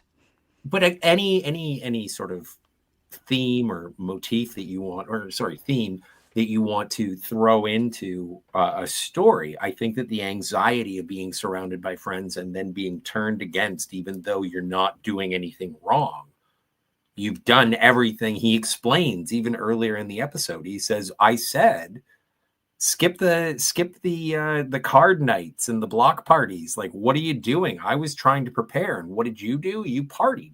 This episode reminds me of the grasshopper and the ant, where the grasshopper says, "What are you doing, ant? You late, or why you're working all the time? Why are you working all the time?" And the ant says, "Well, I'm getting ready for winter, and I want things to be okay." And then eventually the grasshopper's like, "Hey, let me in." "No, dude. I was busy. Yay! You were having I said fun." that earlier. Right. Then I apologize. I missed it. No, don't apologize. I'm glad that we both thought of the same kid story. Yeah. I think that means that it must be right. And I think that's true. It is. They can apologize all they want, but they already showed who they really were, and that that they. This would have been like if the ant not only if the ant would have came and started stealing the grasshopper stuff. Well, And it instead of just just dying in the winter. now when the director does say that it's a messianic, it is taking things to extremes. It is somewhat politicizing it, but not. It's basically just saying that everybody can turn their back on everyone else, but it is in a contemporary setting. And he even starts off with the narration saying, "This is not prophetic." Like, what is it? I read it before. Let me just reiterate before we get to the ending. Is that uh urgent prayer of all men of goodwill that it never shall happen, but in this place at this moment it does. Like, it's not meant to be prophetic. It need not happen. And so I think, what if it's a morality or a warning tale of the worst aspects of human nature, then yeah, we have bigotry, there's self-preservation, there's false Irrational, irrational, violent. like violence, like all of this jazz. And it's like, yeah, I guess if you want to say that this is like a political statement, you could. But if you took away, if you put this on another planet, or if you did this in a different way and it wasn't taking place in 1961 or whatever year this was, like, That's right. it's 61. still it's an examination of how far people will go in self-preservation. You can prepare for Yeah. it, as it was mentioned in the chat. You guys can feel like- prepare for it, or I- you can try and take it by force after the fact. I feel like it's more an example of mob mentality and panic and how brutal people very quickly become in that circumstance. Yeah, and the anxieties of any kind of crisis, whether it's Cold War or people getting the flu. Well, I can tell you Yeah. right now that the entire community right now feels much, much better because Cam's crash courses are here. Hello, Cam. Cam! Cam is here, and that is exactly. I did want to say hello to Cam. Hello He brought to a you. battering ram to get into our bomb shelter. Yeah, well, but I welcome Cam's intrusion. Hi, everyone. Hi, ladies and Scotty. Good to see you, kids. I haven't watched these episodes in quite a while. Well, I'm glad you're here. PG says the little red hen is like that too. Everybody wants the food and nobody wants to help make it. Yes, the little red hen gathers the wheat and plants the wheat, Because the makes sky the is flour, falling. bakes the dough. Oh, right. Well, I mean, but that one, the sky wasn't actually following. Oh, that's Although, true. That's Chicken Little. They're both yeah, the chickens. chicken. My mistake. Well, one chicken makes bread, yummy, delicious bread that everybody wants to eat, but they didn't want to help. Nope. Yeah, it's true. And moral of the story, don't tell your friends you built a bomb shelter. Don't tell anybody. Yeah. Yeah. I went down a rabbit hole and, there were people discussing this and what was the biggest mistake that the doctor made. And people are like, this, that. And somebody's like, no, the biggest mistake he made was telling anybody that he had a bomb shelter. Speaking of messages and morals, could you read the closing narration? We still haven't done that. Tiger Stripes? Sure. No moral, no message, no prophetic tract. Just a simple statement of fact. For civilization to survive, the human race has to remain civilized. Tonight's very small exercise in logic from The Twilight Zone. I like it. It is a I like it moral, too. of course. It's kind of funny.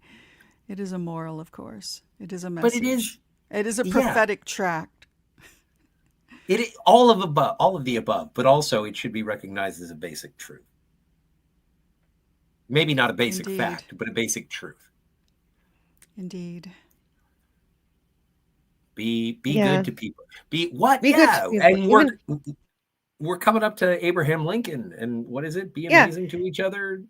Yeah, be good Madoons? to each other. When a crisis happens, you don't have to clear out the grocery store. You can leave some for your fellow man. You don't have to take everything. Yes, you And don't have to take all the toilet paper. Although Yeah, it still boggles my mind that they would sell all the toilet paper to someone. Well, especially if they You had a know, there's- U-Haul that is- truck. That is wrong. That is wrong. Well, whatever happened to fishes and toilet paper? You pass the toilet paper and the fishes around the crowd, and then when it comes back, we have the unlimited fishes and toilet paper. I think that was good. The people in charge of selling these things Yes. should know there needs to be a limit, and they should realize that the second somebody buys all the toilet paper, they should sort of well, okay. and they tried to. Some places did try to do limits, but then they would come back around, and they'd have family members come back in and get more. And so they'd depending on how many they could, or you That's- just buy it and come back in. That's still better than nothing. And then Yeah, they it try and was. resell it on Amazon for like twice as much. Oh, yeah, I remember I hope that. they had to eat it. I do. They did eat You it. can- They did you eat can it. Eat Yeah. your toilet paper, buddy.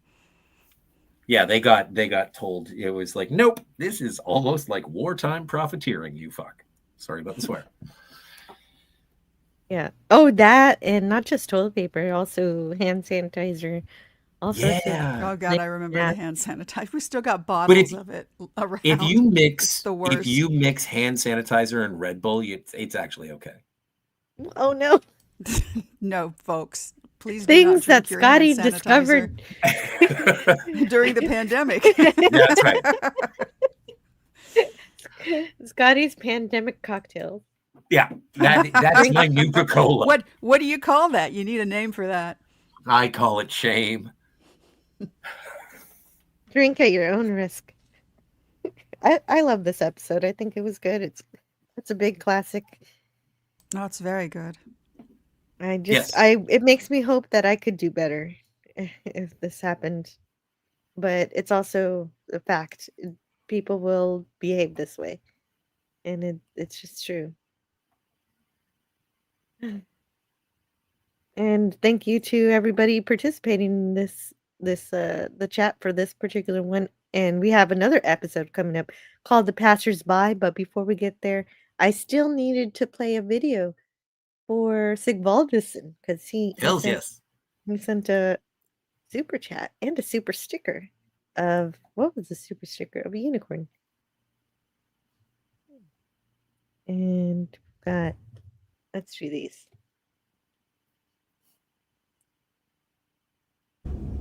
Tell him he is a pretty cat and a good cat. I will feed him. So now that we know that it's from the animal, can we play the first 30 seconds of the mob from The animal? What? from Norm? Can we play? Oh, the you first want to 30 play the seconds? first 30? Yeah, just well as a thank you, and also Okay. yeah, just so people If I can find yeah. it. Yeah, well, it's in the private chat. Right. I think it's the only YouTube video in there.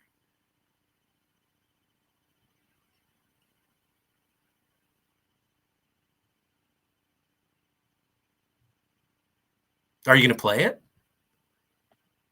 Yeah, hold on. Are you just Gosh, checking to make sure Scotty. that there's no slurs? Anybody Yes. who's listening to this on the replay and doesn't know what we're talking about, I Yep. had to edit out a bit of Norm Macdonald that should be allowed to be played for everyone everywhere, but it is often the case that his stuff is copyright protected. Well, it's from The Animal, starring Rob Schneider. I will try my best to remember to post the clip Mhm. in the comments below. But yes, Oh, yes, if please. it is, yeah, I'll try. Yes, yes, yes. But And if I could excuse myself for just one moment, because I am going to take this. What do they call it when there's a pause in the middle of something? Pregnant? Intermission. I'm going to take an intermission just for myself. Please continue without me. I'll be back in a second. Half a cigarette. Half a cigarette's better than none. Sounds good.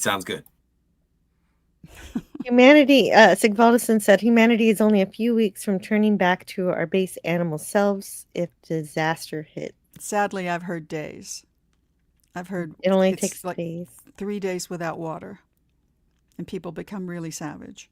Yes. Anytime there's a, oh, that might be a hurricane, water, the shelves are empty, or we go to the local windmill and they start running out of water. Well, the windmill, it's like they have filtered water. You can fill up your little bottles. And I remember after the earthquake in '94, being in a supermarket and hearing a cashier saying, "I'm sorry, sir, I can't break a 20." And so my secret stash is always full of singles and 5s and 10s for that reason. Just a tip, That's kids. pretty smart. Yeah, paper money. Cash is king. Sigvaldson, also toilet paper, was essentially cash during the pandemic, and Sigvaldson bought over 50 rolls right before the COVID lockdowns happened. I'd buy the massive package of toilet paper because I really only want to buy it twice a year. So, Well, Gavin Blackburn says, during the pandemic, our local shop made sure everybody got a chance by splitting pasta and toilet rolls into smaller packages at the same price. The man's a saint. he is. He is a saint. God bless him. That's nice to hear. Yeah. Is that the same McDonald from the fast food chain? No. No, it's not. Different McDonald. It is days, but I decided to be optimistic. Yeah. No, he's not from he's not from the McDonald's food chain. His dad or his family were farmers, I think, in Canada. Pete G says the Joker was right about one thing. Introduce a little chaos, and these people will eat each other. And not to be contrarian, but I won't. I will never eat anyone. Oh, it doesn't matter how hungry I ever get. I will not be a cannibal. Yeah, I won't. Yeah, me neither. Yeah, I might eat a cat I was or thinking a dog. of that. I'm sorry to say, but I will never eat I another actually human wasn't being. thinking about being I a draw a cannibal. line. I was thinking of the metaphorical aspect of it, as in Oh, I think the Joker meant a literally. dog world of, doing only for yourself and not worrying about how it's going to affect other people.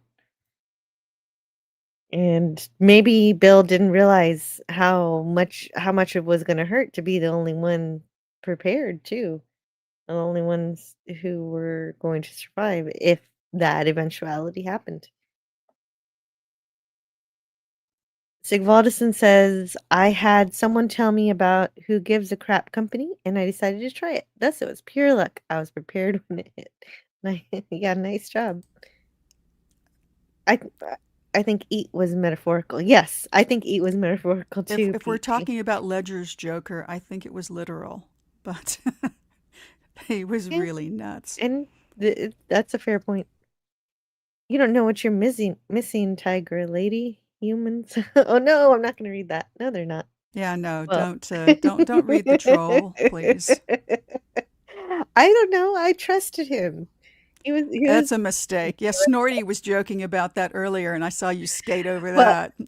Well, but Snorty actually is okay because he's a bear. Snorty's a You polar can't bear. trust- No, you it's still not cool. You can't. I can't You go know there. you can't trust polar bears. No, you What are you cannot talking trust about? a polar bear. Cannibalism. Welcome back. Because at least when the polar bear eats a human, it's not cannibalism. That's true. That would not be cannibalism. We got into terrible things even without you. Indeed. Quickly. I know. I feel like I missed something, but I for one wish to move forward. Well, we're moving forward from this civil war into another civil war. So Oh, great! Oh, yeah. Super Fabu. No, that's Oh. no eating people at all. PG. No, that's Yeah, No. no. I don't.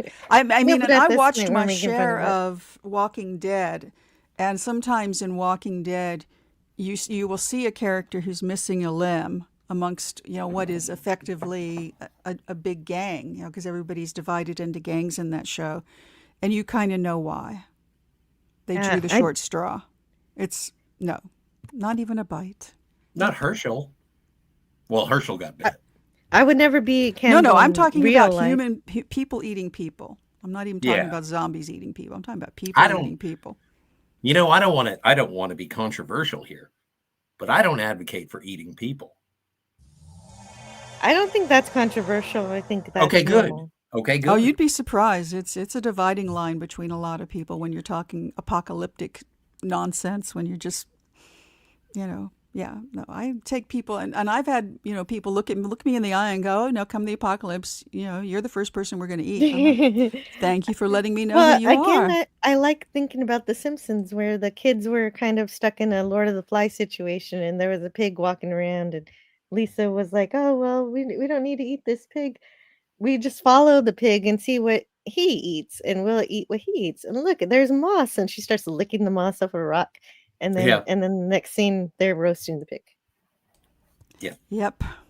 It's gazpacho. It's tomato soup, but it's served ice cold. Oh, Yeah, we'll eat the gazpacho pig. soup. That's the one Gazpacho soup. where it's like, why, Lisa? Why? Oh, yeah, I used to really like Lisa. Anyhow, we're supposed to talk about the Twilight Zone, not The Simpsons. We but- are. Let's talk about the Confederacy. Mhm. Well, or yeah, there's a Civil War, the protagonist. war between the states. Isn't that interesting that Rod Serling picked the bad guys for the and didn't portray them as the bad guys? I think that's really interesting. I mean, I think not that there's- necessarily. I'm painting a broad brush over it, but that's Yes. what people You are, because I normally don't. need. I'm from the South I'm not myself, saying so- I'm not saying as they're are the bad you. guys. I'm just saying, like, technically the ones who were breaking the union, according to Texas history. For I'm Canadian. I'm trying gonna to sit keep this one out and you guys talk. Yeah, you got no dog in this fight. trying to keep the slavery. I'm just a subservient monarchist, so whatever. Yeah, and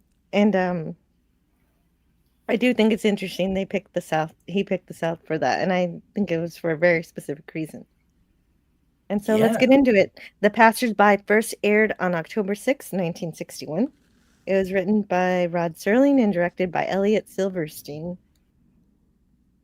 And so there's no preamble at all for this one. We just jump straight into the opening narration. And I will read this one.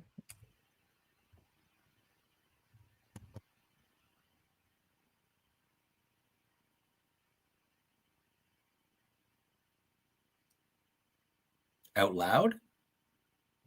This road is the afterwards of the Civil War. It began at Fort Sumter, South Carolina, and ended at a place called Appomattox. It's littered with the residue of broken battles and shattered dreams. And so the opening narration is broken up with the sergeant walking by Lavinia's home, asking her for some water. And she allows it, so he asks to sit and rest. And so we've got another Star Trek actor today here. And her name is Joanne Linville. Yeah, Joanne Linville. And she played the Romulan commander in the Star Trek episode The Enterprise Incident. And so Linville she's amazing. And she was also in an episode of Defenders with William Shatner.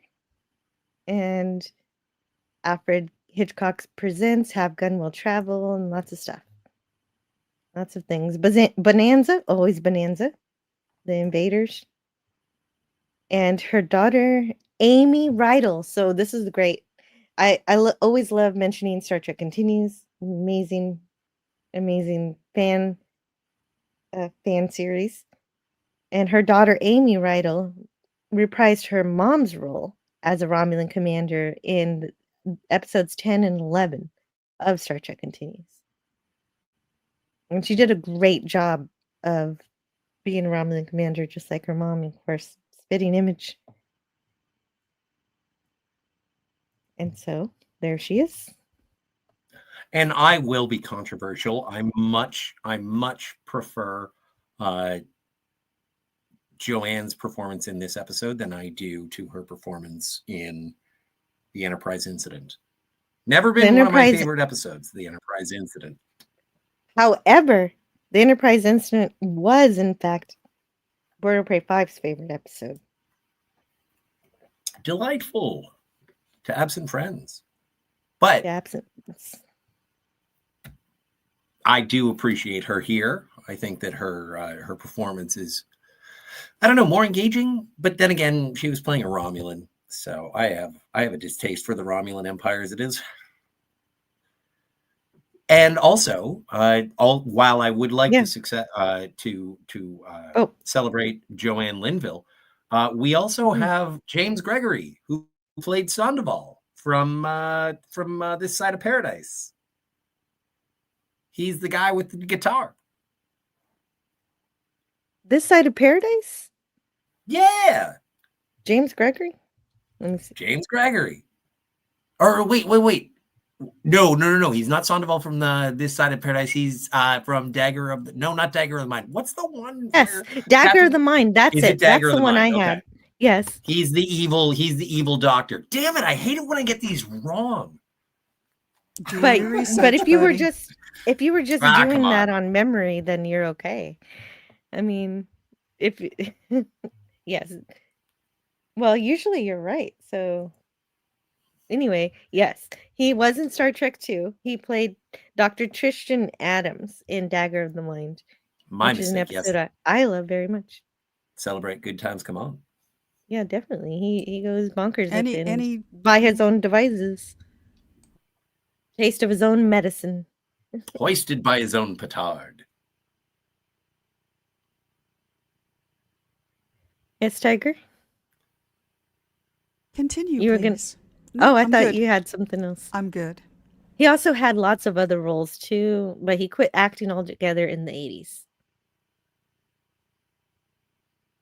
And Lavinia tells him that her husband used to play the guitar too.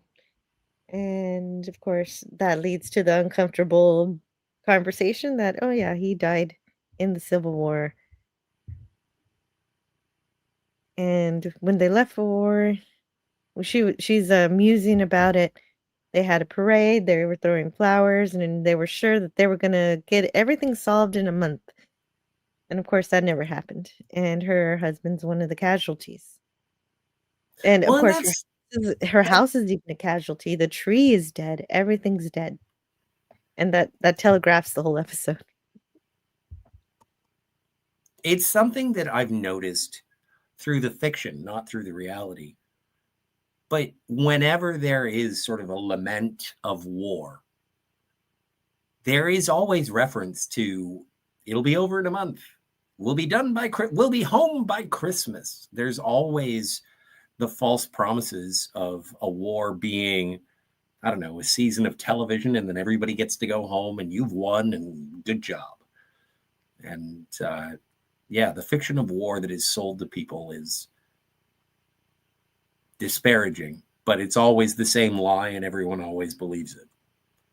Yes, exactly. Well, like Cam says, the Lincoln episode always reminds me of Star Trek. And actually, Lincoln's quote from that episode goes along with what you're saying. There's nothing good in war except its ending.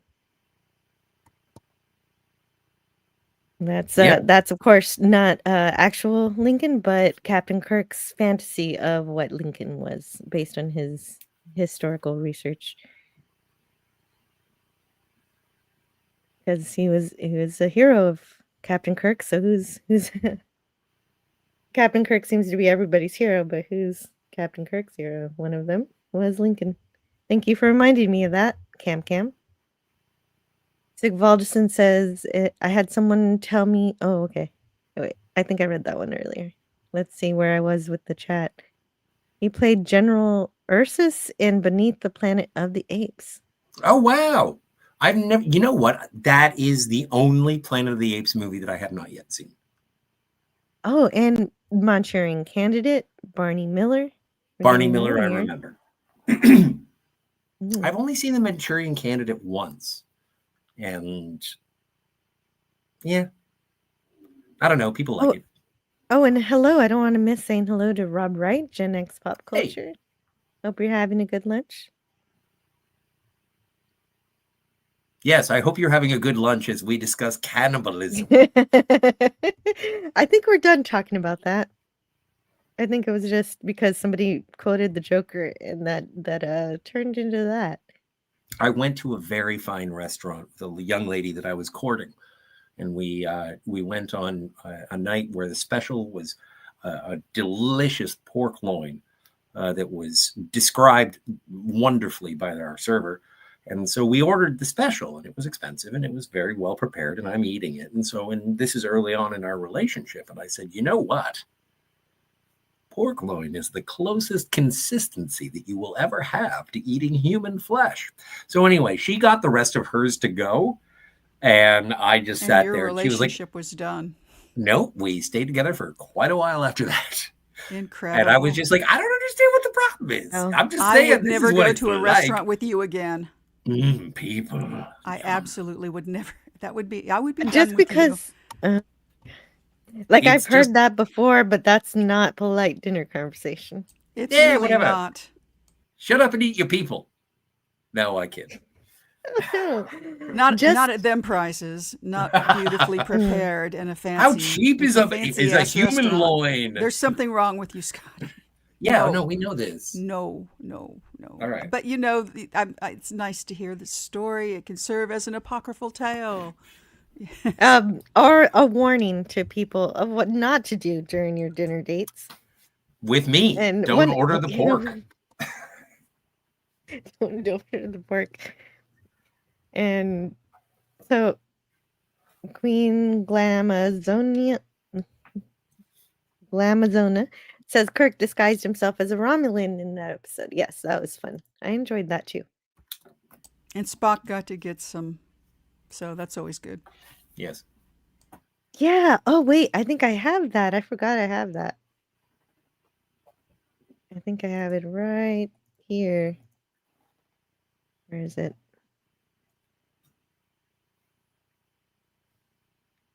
I guess it takes a minute.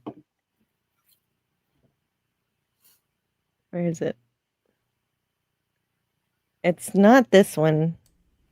It's not that one. Oh, did I get rid of it? No, it's still there.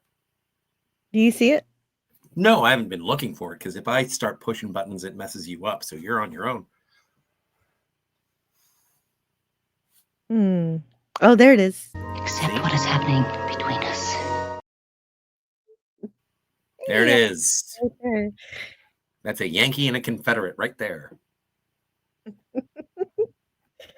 Yes. Oh, was that a politically incorrect comment? Yes. Everybody's dead, Dave. Yeah, all right. I'm sorry, Dave. That's a spoiler. That's a total spoiler, dude. Well, no, it's the beginning of Red Dwarf. Oh, that's right. Oh, yes, is it? It is a spoiler. The beginning it is a of spoiler. Red Dwarf? Yeah, that's the Ah. beginning of Red Dwarf. That's how the whole episode starts. It's Lister gets in trouble, and as punishment, he has to be frozen for a while or something, and then that while turns into millions of years when he wakes up. His Everybody's glasses are dead, broken. Dave. Yeah. His glasses are broken. Yes. Although there's a cat left, and he's evolved over those millions. Anyway, Panthro? no, No. stylish kitty cat who's turned into a humanoid. Anyhow, I don't know Fritz? how he made all those clothes. All right. So Lavinia is trying to stand, but she feels weak, so she's in she's got a fever, and she descends into further depression, talking about the war, and she wants to drown out all her sorrows with the guitar, and the sergeant agrees. And we get the rest of the opening narration. Oh, by the way, she also knows the song he's singing. And the rest of the open narration is, in just a moment, you will enter a strange province that knows neither north nor south, a place we call the Twilight Zone. And Lavinia is thrilled to spot Charlie returning from the war. So she thought that Charlie was dead, and honestly, it's okay to spoil the scene because it's obvious. It's obvious really early in this episode what is happening.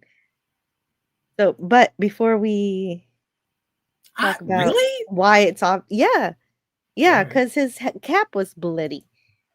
I mean, and I he's was acting surprised it didn't have a hole zombie-ish. through it, but I Yeah, don't that's I true. don't know that made it obvious. I don't Personally, know.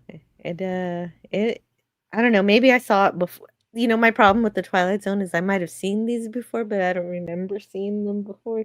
And so the recesses of my memory know the twist already. And so they jump out at me. And it I could have didn't happened, but I don't remember seeing it. I didn't get it until about halfway through, Mhm. and then I was just incredibly sad through the rest of it. Aw. So maybe this will make you a little less sad. So before we continue with the scene, Charlie here is played by Rex Holman, who's been in 2 Star Yeah. Trek productions. He Two of the is best. 2 of the best. Well, Morgan Earp is in Spectre of the Gun, which is one of the better season 3 episodes. Honestly, I think it is. I think And that's my favorite season 3 episode. that makes sense. It's a good checkoff episode also. Mm-hmm. And he also plays John, the guy who needs to share his pain with Cybok at the beginning of Star Yeah. Trek 5. It's all I have. You're a Vulcan. Wow. And just so you know, because he looks completely different in the movie. He's an alien Yes. with no teeth. You can still see it in his brow. Yeah. But yeah. Okay. And also, he's a chameleon through all 3 of the performances that I've seen. Today's performance is the 3rd that I've ever seen of Rex Holman. And yeah, I think he's great. And as I was speaking, or as I was sort of mentioning earlier, in terms of actors that show up and stuff, and it's like, oh, good for you. Like, obviously, from 1961 until 1989. Yeah. Still working. Well, that was his final film credit with Star Trek 5. Well, And I guess when you don't know the twist yet, it's still really haunting to see him. He's seemingly alive. He doesn't even acknowledge Lavina's existence, and so it feels like a very strong expression of PTSD happening to him as he's continuing on his way. yeah. And Well, and also because it is sort of framed as being, all right, the Civil War just ended and everyone is just going home. So I expect everyone to be traumatized. But you know what? Joanne Linville was very grateful for this role. She said, "When I played the role of Lavinia, I was thinking to myself, this is what it was like to be an actress on the set of Gone with the Wind. I was doing so much television at the time, but usually I stood about and helped someone break jail or played a patient in bed on the Twilight Zone. I was the lead, Well, James Gregory played the lead. We both played the lead. But my role was so much larger than most of the 100 television shows I did. I recall my role was much larger on Alfred Hitchcock Presents and Star Trek. But those were the days where you took what you could get and be thankful for the opportunity to act. And I always appreciate a gracious actor, so she is one of them. Yeah. And Cam Cam says, I stopped AFK, found myself 3 minutes behind. Is this the start of a time travel story? No, it's not time travel. This is actually set during the Civil War, so It's post Civil War. oh right, post Civil War. That's right. All of the deaths have happened of the Civil War. Anyhow, Yeah, this is the closing credits of the Civil War. that's right. And there you are.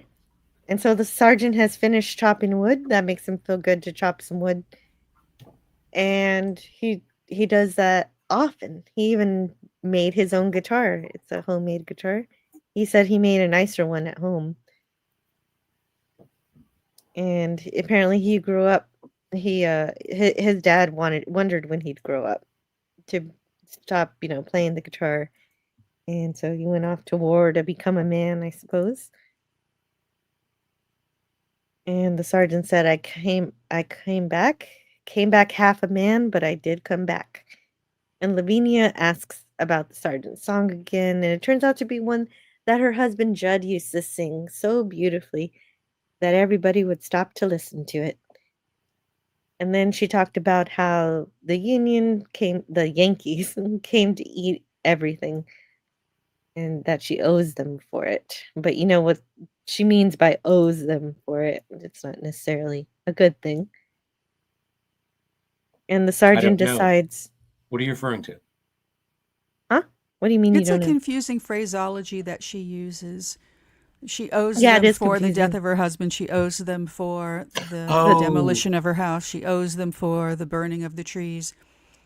And Yes, I think she means she owes them revenge. She owes them back. exactly. So it's an interesting phraseology.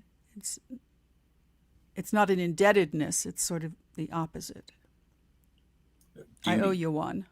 Mm-hmm. The sergeant picks up on this negativity and says, why don't you go away from here? This place is no good for you. But she says it's all she has. But And even she, before that, doesn't he yeah. say, he's like, I don't like the words you're talking out of your mouth, Mrs. Ma'am. Well, that's what he's saying I, right now, not okay. before this. Oh, wait. No, actually, that happens after this.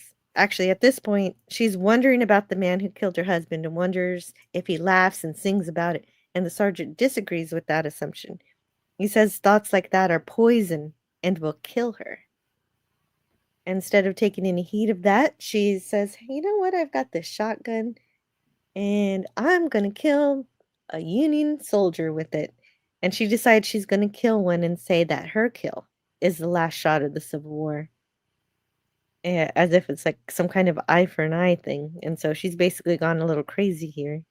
Trigger happy in terms of she's got a hatred for the Union for being responsible for the death of her husband. And so from that hatred, she decides that she's going to kill another Union soldier who has nothing to do with who had nothing to do specifically with her husband's death. Yes. And as the story sort of unfolds, it's interesting that the sergeant is the voice of reason because he was not only maimed but also rescued by a Yankee. Yes, and that's a beautiful part that that is a moment of humanity between two Americans who just happen to find themselves on different sides of the fight. And I'd like for you to read the sergeant's idea of her against her idea. Okay. No, ma'am. I don't I don't want to hear no more talk about butchery and bloodshed. There's hundreds and thousands of men and boys that were killed and maimed. And then Mr. Lincoln, murdered. No, I don't want to hear no more about. About, yeah. And Well, basically, yeah, there's that was all I got. But basically, the war is hell. Enough death has happened. There, and so just like you said, another soldier pulls up on his horse asking for water. And so the way Lavinia runs back into the house, you know that you've got a Union soldier. And while she's fetching her shotgun, the sergeant remembers the lieutenant as a man who found the sergeant with half of his foot blown off, and the lieutenant stopped the bleeding. And so the sergeant thanks him for his kindness in helping him. And even though Lavinia hears all of this, she still intends to kill him. And the fascinating part is that he isn't even angry about this and doesn't even do anything to save himself. And the sergeant is upset, however, and tries to stop her. She gets angry at the intrusion and shoots the lieutenant as quick as she can. However, she is shocked to find out the bullet has no effect on him at all, so he's immune to the bullet. And maybe this is the real time, the real point in the episode where you might suspect that he's not alive. Yeah. Well, and also, it's not just the fact that he gets, he's completely unfazed by a shotgun blast, but also the story that the sergeant tells. I remember you. Yeah, DJ Yes. Flay Nice. I think I'm going more Jessica Tandy than I am Foghorn Leghorn on this one. I remember you. Anyway. Well, I have to say that it kind of bugs me the way everybody in this show sounds like a Yankee to me. But I wish they could have gotten a vocal, an accent coach for them. Ish. They were trying. They were probably afraid of going full Foghorn.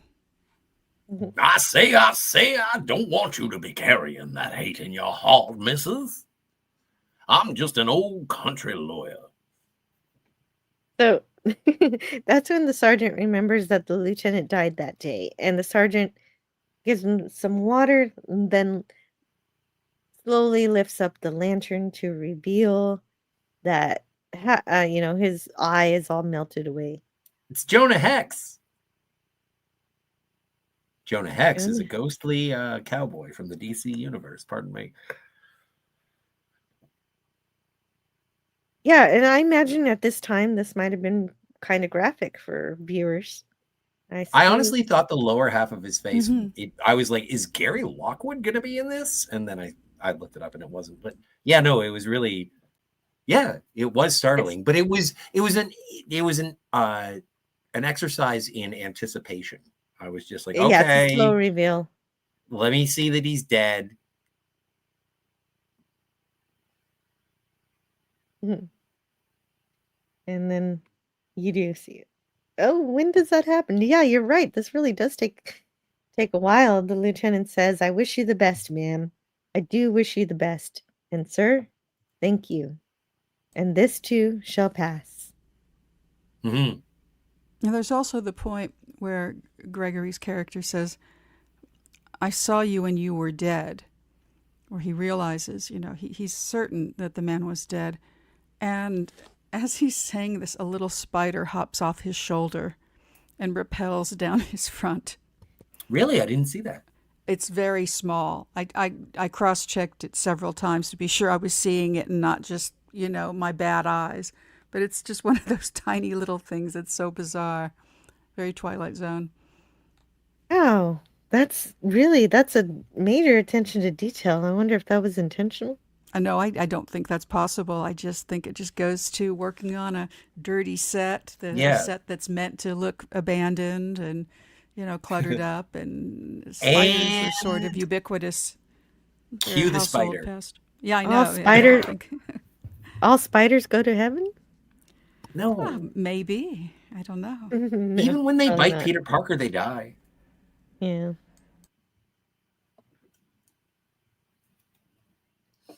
Or they Yeah, all go no, to that would be purgatory. quite shocking back in the 60s. That's a little. It's funny. I saw a description of the Twilight Zone while I was looking hither and yon for information, and one of them it might have been IMDb. So it started off saying body horror, and I was like full of I was not happy about that. I'm like, there's no body horror in the original Twilight Zone. I'm like, here we are. Mm-hmm. Yes. I always say, oh, I always say I keep my feathers numbered for just such an emergency. Love it. DJ Play Nice says Hex was a former Confederate soldier and bounty hunter. And is that spider a member of the union? He got Shut paid down at scale. production. Yeah. Spiders Incorporated. Pretty scary. Foghorn abusing that dog still haunts me. Oh. No, Well, Foghorn got I his never stopped punishment, too. laughing over that. I'm gonna have to go on a Foghorn marathon. I never. I get tired of the coyote and the roadrunner, but every time Foghorn grabs that dog's tail and whacks his butt with a paddle, I laugh my ass off. I don't know why. Like, yeah. I enjoy. Anyway, we can talk all about it next week. But we on our digress. Yes, and there's this poignant episode of The Twilight Zone, and it's interesting, too, that a lot of people believe that after a person dies, you have to follow a road, you have to follow a path, you have to get to where you're going to go. You can't just stay like this woman wants to stay in her house. Cross the This river. is a sort of. You've got to travel. This is a sort of purgatory. Yeah, very much so. PG says him trying to teach baseball to the widow hen's nerdy son is great. Yeah, that's true. And the little Egbert himself, the little chick with his big glasses, his big round glasses. You got to keep your eye on the ball, son. You don't want to bonk. Yes.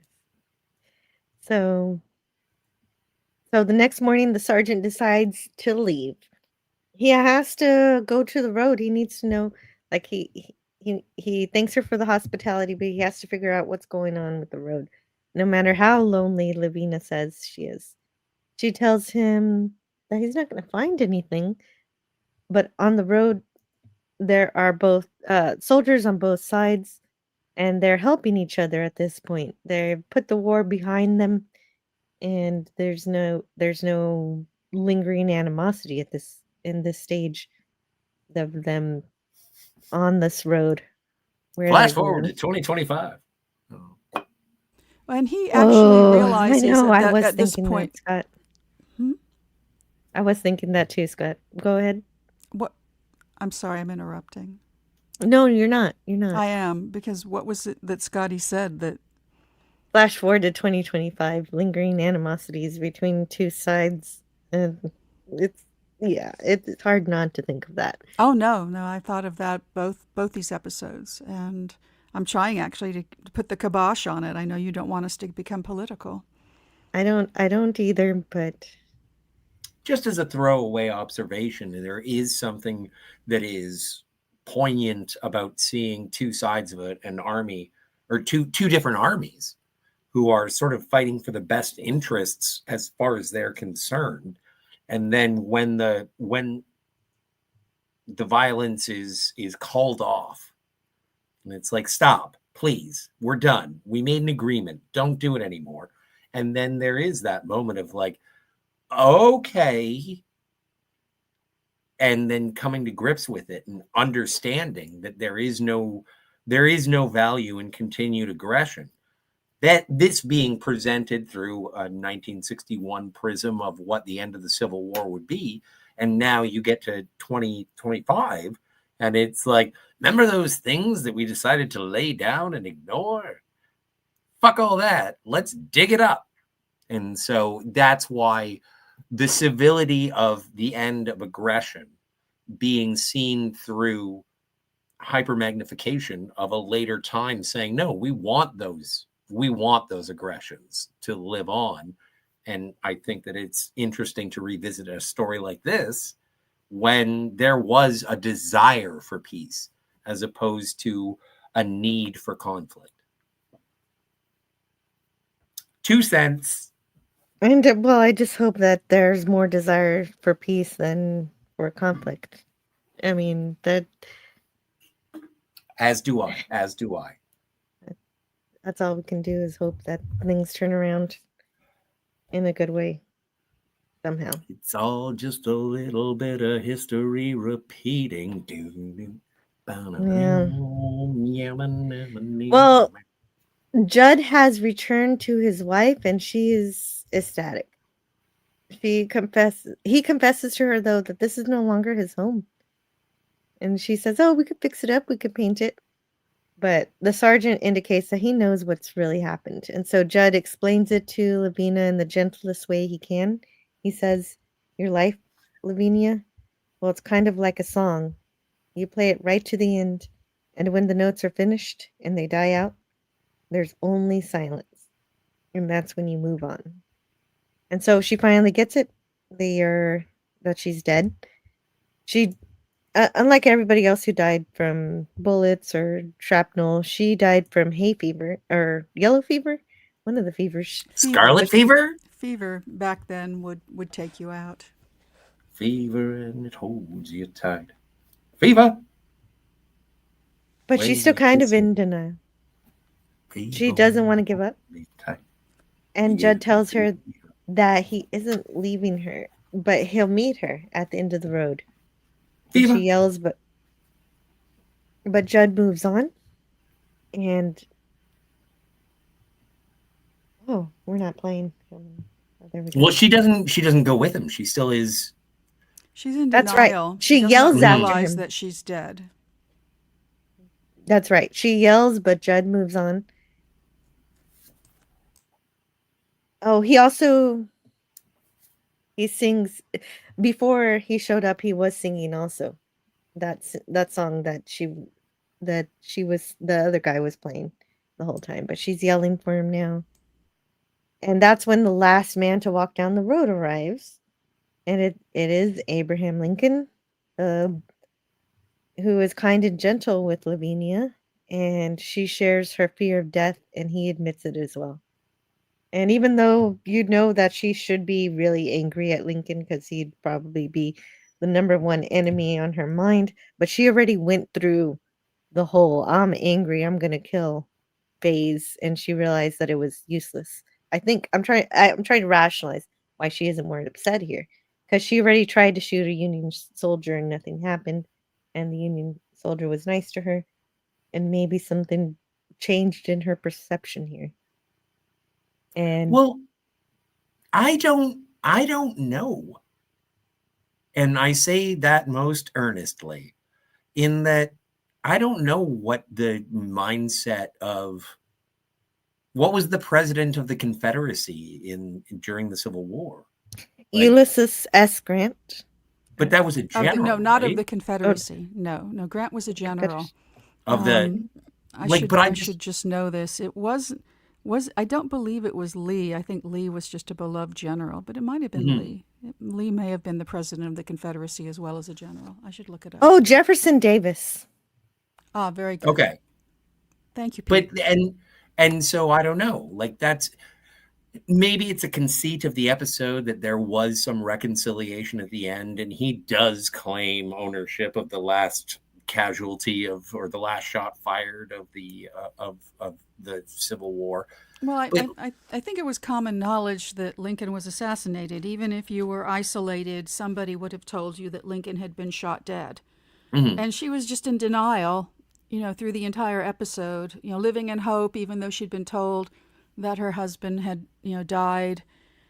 And then at this point, you can't deny it anymore. And her husband even told her that she had passed.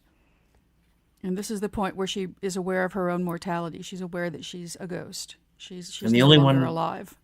the only person who can save her is Abraham Lincoln.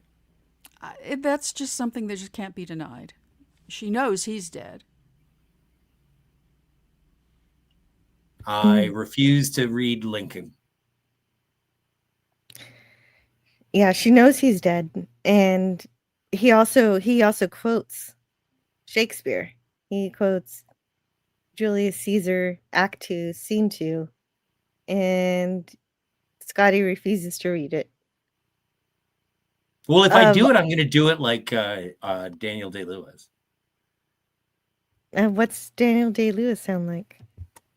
Abraham Lincoln, as far as I know. Well, let's hear it.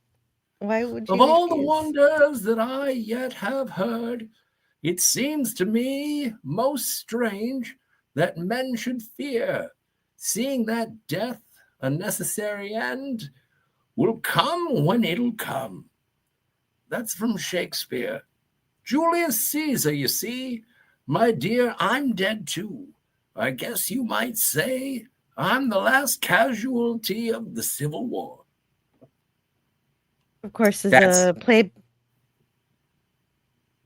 That's how. I think it was good, and maybe a little too old, but it was pretty good. I don't know. And- Watch Lincoln, directed by Steven Spielberg, and see if I did a good job. Okay. Directed by. No, I'm gonna watch Lincoln Vampire Hunter. Oh, yeah, that's a good one, too. Of all the wonders that I've ever had, it seemed to me the most... Anyway, sorry. Yeah, no, not that. I'm glad you didn't read it like that. You did Yeah, much that'd be better than rude. that. Yeah, I got to respect him. Yeah, definitely. He kept the union together. So and of course it's a callback to what she said earlier, that she was going to shoot a Union soldier and say this was the last shot of the Civil War, but he was the last shot. And they're the final two casualties of the Civil War. And so, and they're all the, and we have the closing narration. I read the opening. Let's have Tiger Stripes read the closing, please.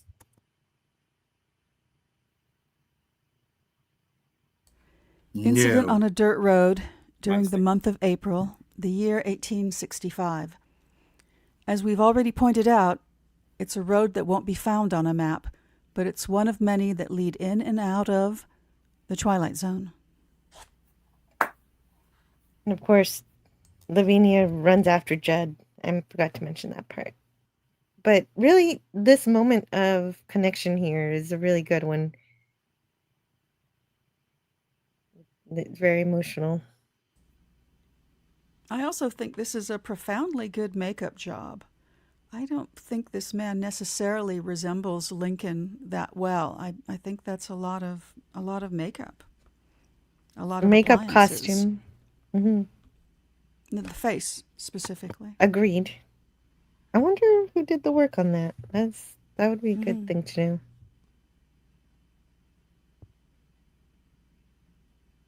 And yeah, so with the Civil War over, obviously they're all just people now. Walking together to the end. Yeah, but it's also... Oh, that's nice. And there he is, embracing her. That's a very nice shot, Jill. Mm-hmm. Yeah, the Civil War was a terrible point in our history where brothers had to kill brothers sometimes, even, like, literally. And it was awful. Mm-hmm. And a very interesting setting for a Twilight Zone episode. And also a reconciliation of what happens when the battle is over, or the war is over. Yeah, and the acceptance of death, especially for Lavinia. She couldn't move on. Yeah, it's sort of it's a ghost story. Yeah, that is often a ghost story. Is ghosts are around because they can't move on. Or they don't realize they're dead. They're in Well, denial. And I don't particularly care for ghost stories all that much. They have to be really enticing.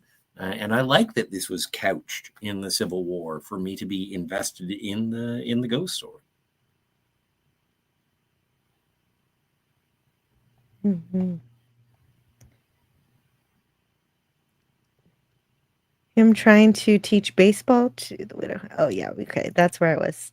History always repeating itself. Yeah. Well, you would hope that people read and learn about history so we don't repeat it.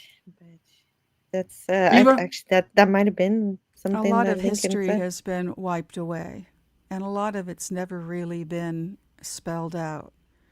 So people aren't aware Oh. of things. Oh, also Fred Steiner did the music on this, so that might have played into why it's a good episode, because sometimes music changes everything, and the score was nice. Mm-hmm. It's a beautiful piece. She capitulates to the futility of violence? Oh, Lavinia? I I have think no she idea what does. that means. No, I don't think that's what that I means. mean, I mean, because she yeah, shoots the Yankee. and she can't Um, actually shoot him. Well, I mean, I think he means after she tries to shoot him but can't. And so after that she well, realizes that trying to ang- attack Lincoln wouldn't do anything. anger and So she just revenge accepts are it. powerful motivators for some people, and Hmm. what the North did to the South during the Civil War was really savage. They just Yes. they burned everything. Well, it wasn't called the Yeah, there Civil Tea were. They Party. set them back. They didn't just come through and take foodstuffs. They destroyed everything as they came Hey, through. you got to play to win. Yeah, because strategically the South had better military strategy, so the North had to go scorched earth to bring keep the Union together. But that did have some of the South think that Lincoln was tantamount to genocide, that committed genocide. So I don't necessarily go that way, but yeah, that's something. That's something that. I can only see history through the eyes of the victors because that's what I've been taught.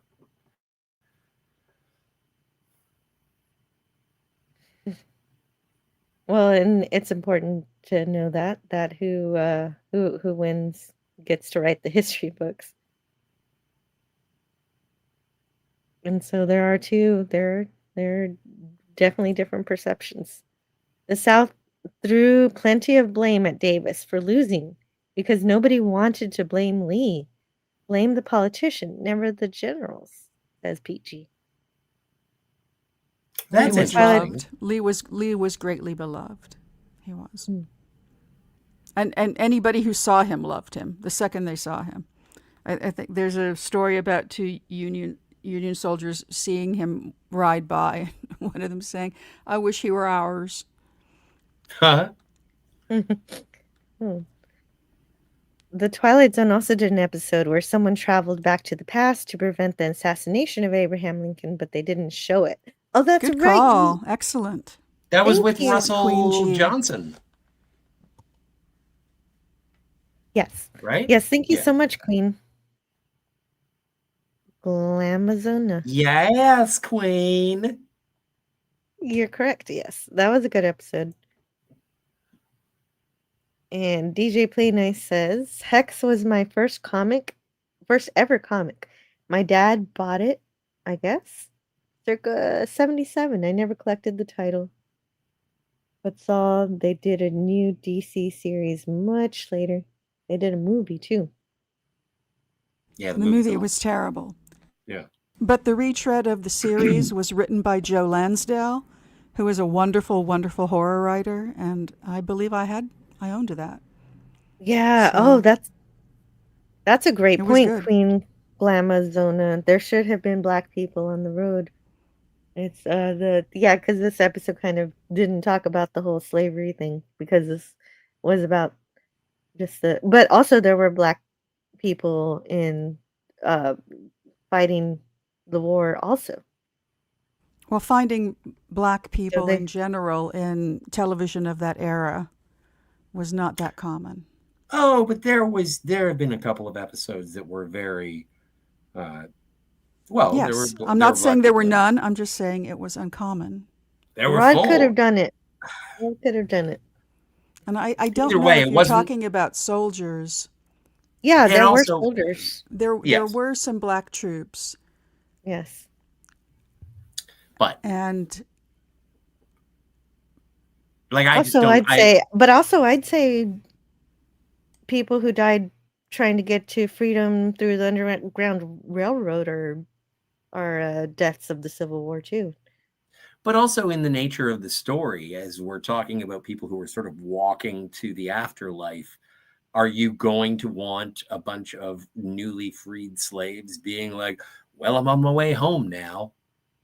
Like I don't know, and especially for 1961, I don't know if that would be like, would you ignore the fact that they were black? Would you, what they're Yeah, just that might be why he didn't do it, is because you'd have to tell that story. You can't just show them. That's an yeah, important part of the story. They would that's have needed a whole scene. that's not a cameo in the middle of the Civil War or in the middle of your No, Civil War no, death story. that's kind of the whole reason. Well, arguable, but not for this time. Yeah, I know. It was a big reason. That's okay. So DJ Play Nice is talking about something here that he's he still talking read. about Jonah Hex. Oh, Jonah Hex. Okay. Terrible movie. Do not watch that movie. Is Fred Steiner related to Max Steiner? Asks the glove cleaner. I do not know. Yes, there were actual units of black soldiers in the Civil War. This was a very sad episode. No Time Like the Past with Dana Andrews. Oh, okay. A time travel episode. There you are. Our movie. Yes, they served on both sides, sadly. True, true. Actually, the Civil War has been thoroughly examined over the years. There have even been historical reenactments. And Jonah Hex was an ex-Confederate soldier. And most of the combatants were right. Says PG. Queen Glamazona says they have segregation in heaven, apparently. That's a terrible joke. Thank you so much, Queen Glamazona.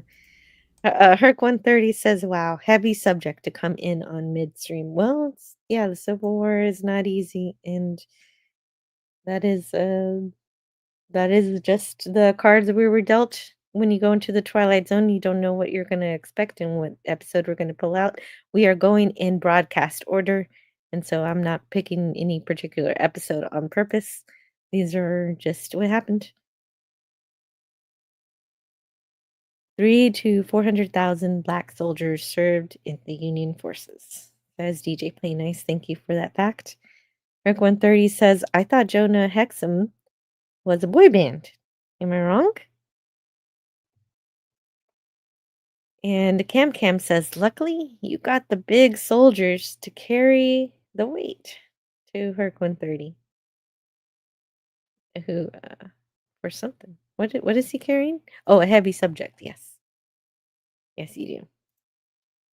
Hey, C4. You know what? Cam Cam Crash Courses, I never thought of calling you C4, but that is a great nickname. Why didn't I think of that? Okay, so to continue, I do want to read to you the preview for next week's story. We've had some performances of great depth on the Twilight Zone, and next week is no exception.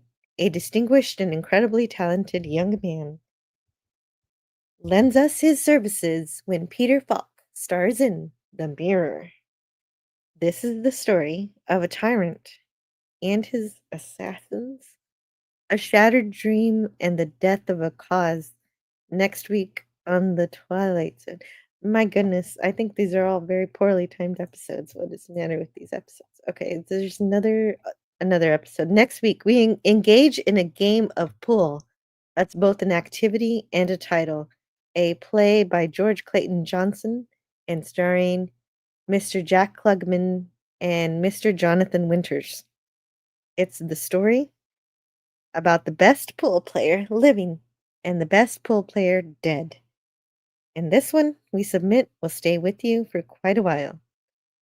Next week on The Twilight Zone, a game of pool. Okay, that one might be more fun. Yeah, that one does seem more spooky. Definitely. Agreed, Kimberly. Agreed with you on that one. Yes. Yes, if Well, if ghosts are disembodied spirits of the dead, where do they get their clothes? well, Queen Glamazona had said, weird that they brought along their weapons in uniforms. I don't find that weird at all. I think that these are men who died en masse, often in their own platoons. And the question is, are you aware that you are dead after you've died and that you still have somewhere to go? You still have a path to travel and a destination. And do you get up and fall in line with everybody who's moving? And at some point, do you realize you're dead, or are you in some sort of semi-conscious state, like that first poor soldier? There are people who go out on the Confederate battlefields. I don't know from the North. That was one of the things, too, is, the North took the battle to the South. And you can take photos of soldiers to this day. There's still something out there standing in the field. I would much rather they had grabbed everything that they were supposed to and joined the walk to the afterlife. Well, and that's what Charlie did. He had all of his equipment, but as he made his way down the road, he decided, "Oh, I don't need this anymore." Yes, he and realized he started didn't getting need it. getting rid of all didn't of it. have anything to fight about anymore. It does make you think. Well, and it's, again, I think it's a collection of people. I think it's humanity. And I think that having it set as the rebels and the North, I don't know. I wasn't taught the Civil War. All I know is Glory is great. It's a great movie. I like Gettysburg. I've been to Gettysburg, but just knowing that the American Civil War was brother against brother was harrowing. And so this sort of reflection on television in 1961 is also kind of poignant. It's an interesting crossroad. Yeah, and the acting was well done in it too. Oh yeah, it had that Romulan lady. Yeah. Yeah, I was but really hoping that the Abraham Lincoln from this was the same Abraham Lincoln as I from was hoping Battle that of too. Trenton. I was hoping the same thing, but it wasn't. I was like, No. darn it. That would have really put the cherry on the Star Trek cake for today, because we had so many Star Trek actors today, which is the light moment of these two episodes that talk about very dark themes. I think Texas was as far west as the people who were from the South, consider themselves from the South, joined the Civil War. But you had to travel. They had to travel. They had to go there to fight the battles. And by travel, you mean walk. Yeah, or maybe ride if they were fortunate. But a lot of them walked, and by the time they got there, their clothes were falling off of them, and yet they were reputed for being really fierce warriors. Well, I'm sure there were a lot of Texas engagements though, because it's such a big state. It's a not so much then. It was really full of settlers then. Well, and there was still the whole Texas is still kind of Mexico, even though it is America. At this point, I want to watch Zorro. There had to have been some battles in Texas. And in answer to your question, Queen, it is Lee Berger played Lincoln in the Savage Curtain from the original series of Star Trek. Yeah. There you are. Or Burger. Nothing major in Texas, but Texas units served everywhere. Yeah, nothing major, but there's got to be a battle or two. Texans Well, remember the always. Alamo. Well, oh, that's a different Well, thing. I mean, but for there to be a battle, no, that's That was Mexico. yeah, that's Mexico. For there to be a battle, the North would have to invade Texas, and they're not gonna go that far. They've got plenty to do in the Deep South. Oh, it's so funny to think about a war that had absolutely no bearing on oil. Well, certainly money. It was a lot about money. Well, land, coastal access. I don't even know. It Like always even the comes- politics. It often comes down to Well, money. the Confederates had learned the hard way not to mix up their money so much and all have different currencies in each different place. That's why I have a garage full of 6 bags full of bottle caps. Yeah. Okay. So, even if we do have nuclear Armageddon, Scotty, I don't think we're actually going to be using bottle caps as currency. Damn it! What about DVDs? What do you think I can get for a DVD in the post-apocalypse? Maybe The post-apocalypse, maybe. probably more than you can get right now.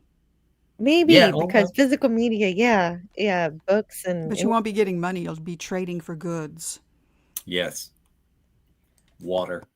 but more bullets, water, yeah. Hey, can I have that club with the barbed wire wrapped around it? All right.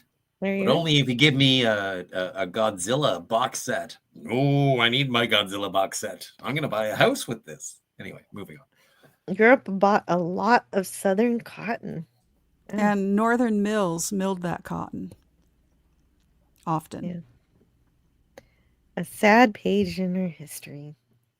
It is. And very one much that I so. hope we do not face again. But it ended with freedom.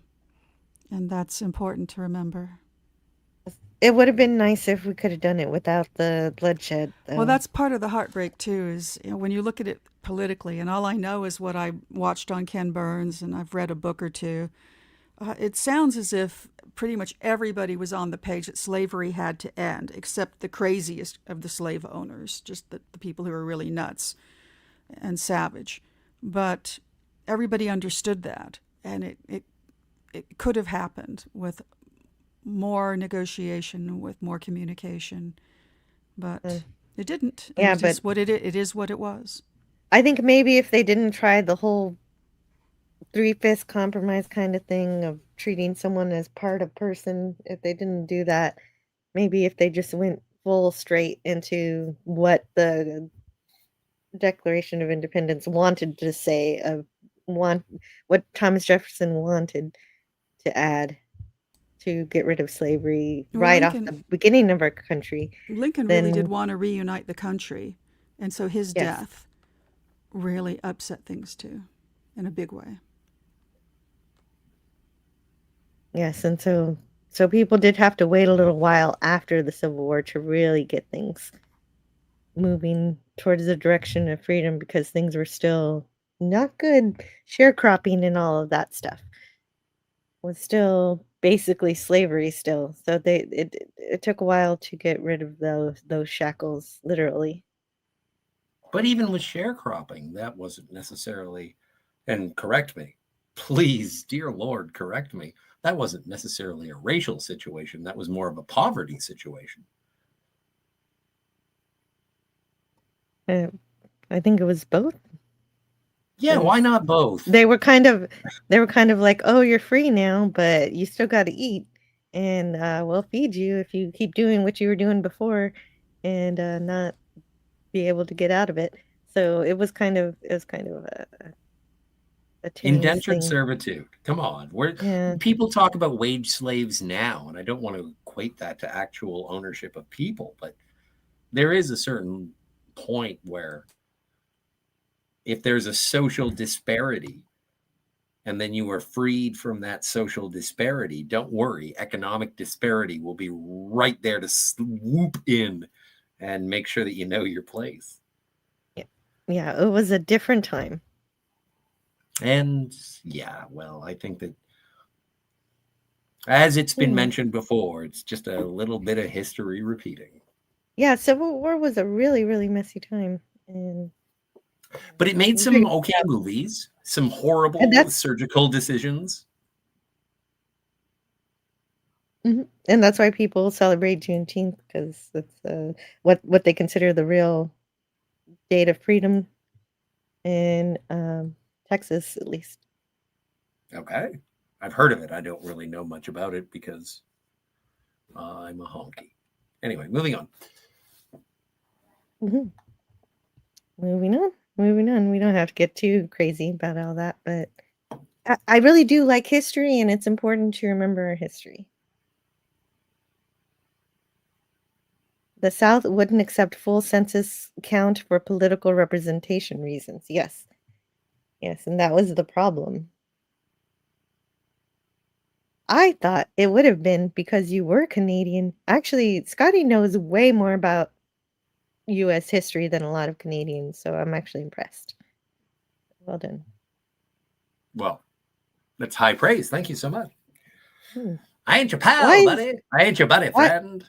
Why is everything in black and white? Oh, never mind. Well, we did. Yay! Cronus catches on. Yeah. We don't have to be in black and white now. We've left the Twilight Zone. Yeah, that's true. If you want to. I know it bothers Greek letters, so it does. It's like, oh no, he thinks that the world is now in black and white, and so we'll bring a little purple here for you. So is that it? It's over? Yeah, that's all. That's all for today. But Cronus is here. He's a slow learner, and we just keep degrading talking about. I'm just teasing. I actually really like history, and it's Kimberly says it's better. The color, adding color is better. I think that's the moral of the story. We need more color. Turn the lights back on. It was just satellites. It wasn't a nuclear weapon from a foreign land. Our satellites just lost their orbit and decided to crash. Everything is fine, ladies and gentlemen. We apologize for interrupting your birthday party with the imminent threat of death. But now, if you'll just forgive us, we are going to play some of the soothing sounds of, what's the name of the guy? Lawrence Welk. I knew you were going to go there. That is not okay. I'm sorry. If you get to the afterlife and Lawrence Welk is playing, you need to turn and go back because that ain't heaven. I like the bubbles. Anyway, turn on the bubble machine. So we've got a situation. We've got a situation with the poll. Look at this poll. All right, brilliant. Love it. 50-50, 20 votes, 50-50. Which how do you we like fix better? It is what it is. I already voted, so I can't vote again. Yeah, I can't vote at all. I voted already, and it would be it's perfect because these are both such similar episodes. And I think it's a red letter date. Come on, we've never had a tie before. Close the poll. I'll close the poll. We have a tie, and let's go with it. Oh, wait. DJ Play Nice wants to vote. Okay. Well, then, I believe we have a tie. That ship has sailed, DJ. I didn't click it yet. Ah. I was just about to click it. Unless he's just singing a song. I'm a picking, and I'm a grinding. Okay, it's too late. Now I'm gonna end it. All right, it's officially a tie. First time in First time in a Oh, lunchtime he did it. history. He did it. DJ Play Oh. Nice put in his vote. Okay. The And? passersby by nose. Really? Well, I accept your wait. apology. It wasn't DJ Play Nice. It was Pete G, the Hey, Pete deciding G. vote. Thank you, That's Pete fine. Gee. You know, PG pointed out earlier that this reminded him of the movie The Others. And it did me too, this particular Oh, episode, yeah. The Passersby. And it's funny that we both have that impression because I was kind of going to make a point of talking about that. And then I went to IMDb and I was looking at the description. I'm like, man, it's like I didn't even see the same film. But yeah, I would say the culmination of the whole story is similar. And you know, I could go down other ghost story routes, but then those would be total spoilers, like people in the chat haven't seen the things we're talking about. for more than like 20 years. like The Seventh Sense. So Well, I was thinking about The Others, and I think that The Others I think it's great in terms of its sort of turning the genre on its ear, but also making you look at things from a different perspective. I'm sorry, The Sixth Sense, which is the same denouement. Oh, The Sixth Sense. Okay, that makes more sense. Yes, excuse me. Except we're all seeing each other and we're all dead people. Well, but isn't that anyway? I don't want to. The Others is the Well, no, not reverse. everyone. I mean, that's the beautiful thing about The Sixth Sense is if you rewatch it right after you see it, you kind of see the living in there, and it's kind of fascinating. I meant the Twilight Zone episode. Yes, and that, yes, spot on. Yes, everybody dead. Ah, geez, says Kronos. And DJ Play Nice says, I see Trek people. Yeah, that was Everywhere that you was look. today. That's true. Not every Twilight Zone episode has Star Trek actors, but we sure dig them out here on the Anti-Derivative Gel channel. And Well, that is your hopefully thing. we've caught them all. Hopefully we've caught them all. I don't know if we have, but it'll be an interesting compilation. Oh, I thought I would mention that the voice on the radio on the first show was James Coburn, which is kind of You're mind-bending. kidding. I kid you not. That's lovely. I love James Coburn. Yeah. He's in like Flint. He was not credited, but IMDb says that was him, and I trust Nice. IMDb. I did I'm not sure he got recognize his $100. voice, but I did have a feeling when I heard it that voice is so familiar. I'm gonna have to go back and look or listen. Ditto. You know, I was wondering who was on the radio. Thank you for digging that up. I didn't make it that Ladies far. and gentlemen, I'm Casey Kasem. This evening, nuclear holocaust is falling from the sky. Don't Oh, forget to get crikey. your Oh, geez. umbrellas. And now, from 1982, here's Michael Jackson's Thriller. Well, so for Friday, I'm hoping to review something a little more lighthearted. I think we're actually gonna. I don't know if Wes Cagel's around or if you're watching this on the replay, Wes Cagel, but I need to ask you if you can join us this Friday because I want to review Rock and Roll based on the discussions we had recently on my channel. Animated Nelvana, Canadian rock and roll, with performances by Blondie. Yeah, I need a Casey cartoon, Kasem. so let's do it. And I'd like to ask Tiger Stripes if there's anything she wants to share, anything she missed out on saying during the show, or anything you want to share about the future.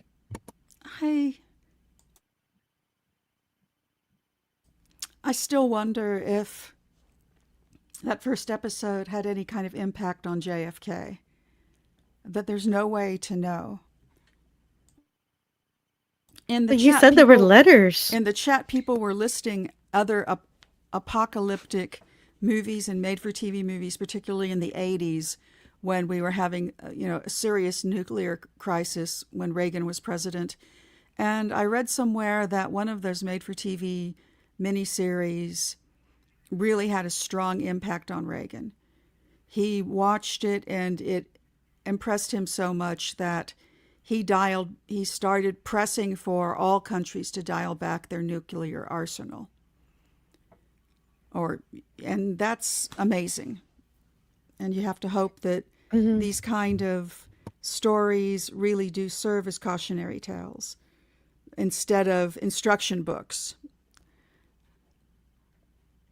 It's a warning, not a prescription. Not a how-to, yes. Not a cookbook. Oh, that one's coming up and I'm excited about it. I didn't realize that was season 3. But anyway, if you don't know what I'm talking about, forget I said anything. I want to tell DJ Plain Ice, he said, what's on Friday? I'll repeat it. It's Rock and Rule, 1983 animation. I actually don't know what it's about, but it's rock and roll and it's animation. I want to try it. But it's not, it's the kind of animation that's not for kiddos, right? Yes. Correct. Okay. Correct. It's not for kids, but kids probably watched it anyway. I don't know. I guess we'll find out. And Cronus says, thank you. You're welcome. Thank you for hanging out. And Scotty, you got anything coming up or anything you want to share or anything you forgot to say earlier? I think that this is my favorite kind of therapy. This is watching old stories from Rod Serling from the early 60s. I think that this is just fantastic to be able to explore these ideas through the prism of the past and yet recognize how important these ideas are still to the human condition, maybe specifically an American human condition, North American. I like how it is a warning against rejecting empathy. I like these ideas, and even the people who are in terms of the characters in these two stories, how they are your friends, and yet that could slip, but also how these are your enemies, but that could slip. And so I like these. In terms of what I'm doing, whatever the hell I want, sorry. And I know that we have, Jill, you and I were happily invited over onto Cinema Gulp. And so there should be a show coming up this weekend about Serenity and the Firefly saga. And so that's going to be interesting when that comes out this weekend, or at least that's what Cinema Gulp said. But if it doesn't come out this weekend, just wait longer. And then, Yes. And then Friday, yeah. I've never seen Rock and Rule. It is always like I want to see Rock and Rule very, very badly. It was a toss-up between that and Heavy Metal, but also I want to see Fire and Ice. That late 70s, early 80s animated productions for, I don't know, late teens, somewhat titillating, somewhat interesting, and subversive. And so I'm looking forward to those. I'm looking very much forward to Rock and Rule, just in terms of subversive art for its time. Well, it's going to be fun. No one's there. Yeah. I think it's going to be fun. I think I don't want any more Civil War and nuclear fallout on Friday. And if I don't get that, I'll be happy. Even though these are great episodes, but they're really, but I've never seen. Really, so, but really that's dark. that. That's that. Make that. Mm-hmm. No. Thank you. Thank you. And that was a beautiful description of these episodes, and I appreciate that. How the shift of friendship and the shift of enemies. That was a great conclusion of how tying the two episodes together. Thank you for that. I think that was perfect. And the poll was really great. Almost 50-50. Really, really shows how competitive these two episodes are. and scope and tone. But that's all for this time in the Twilight Zone. I hope you all enjoy the rest of your Tuesday. And oh no, no, Greek letters Larson. No, that's the opposite of what I asked for.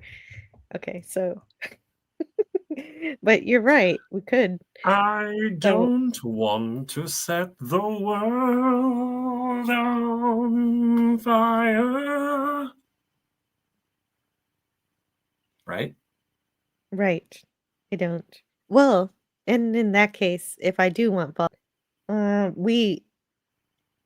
this isn't a Calto stream, but we did finish Fallout 1, so coming up on Calto sometime in the future, I'll be playing Fallout 2.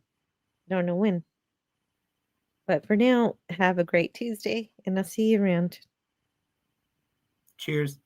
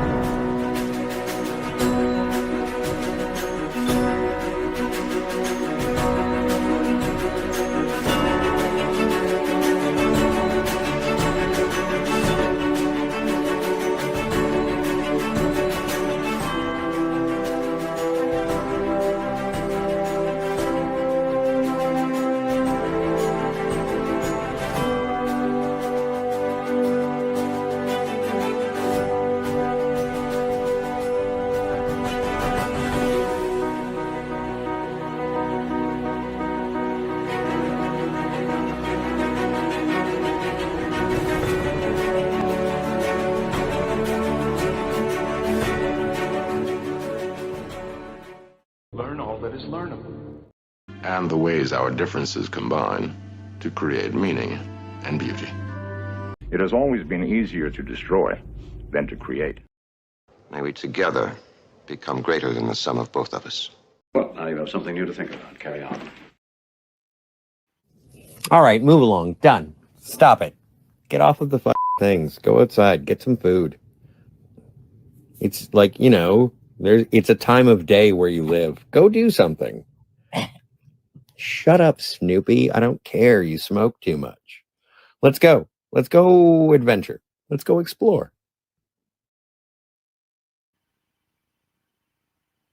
See you around the galaxy.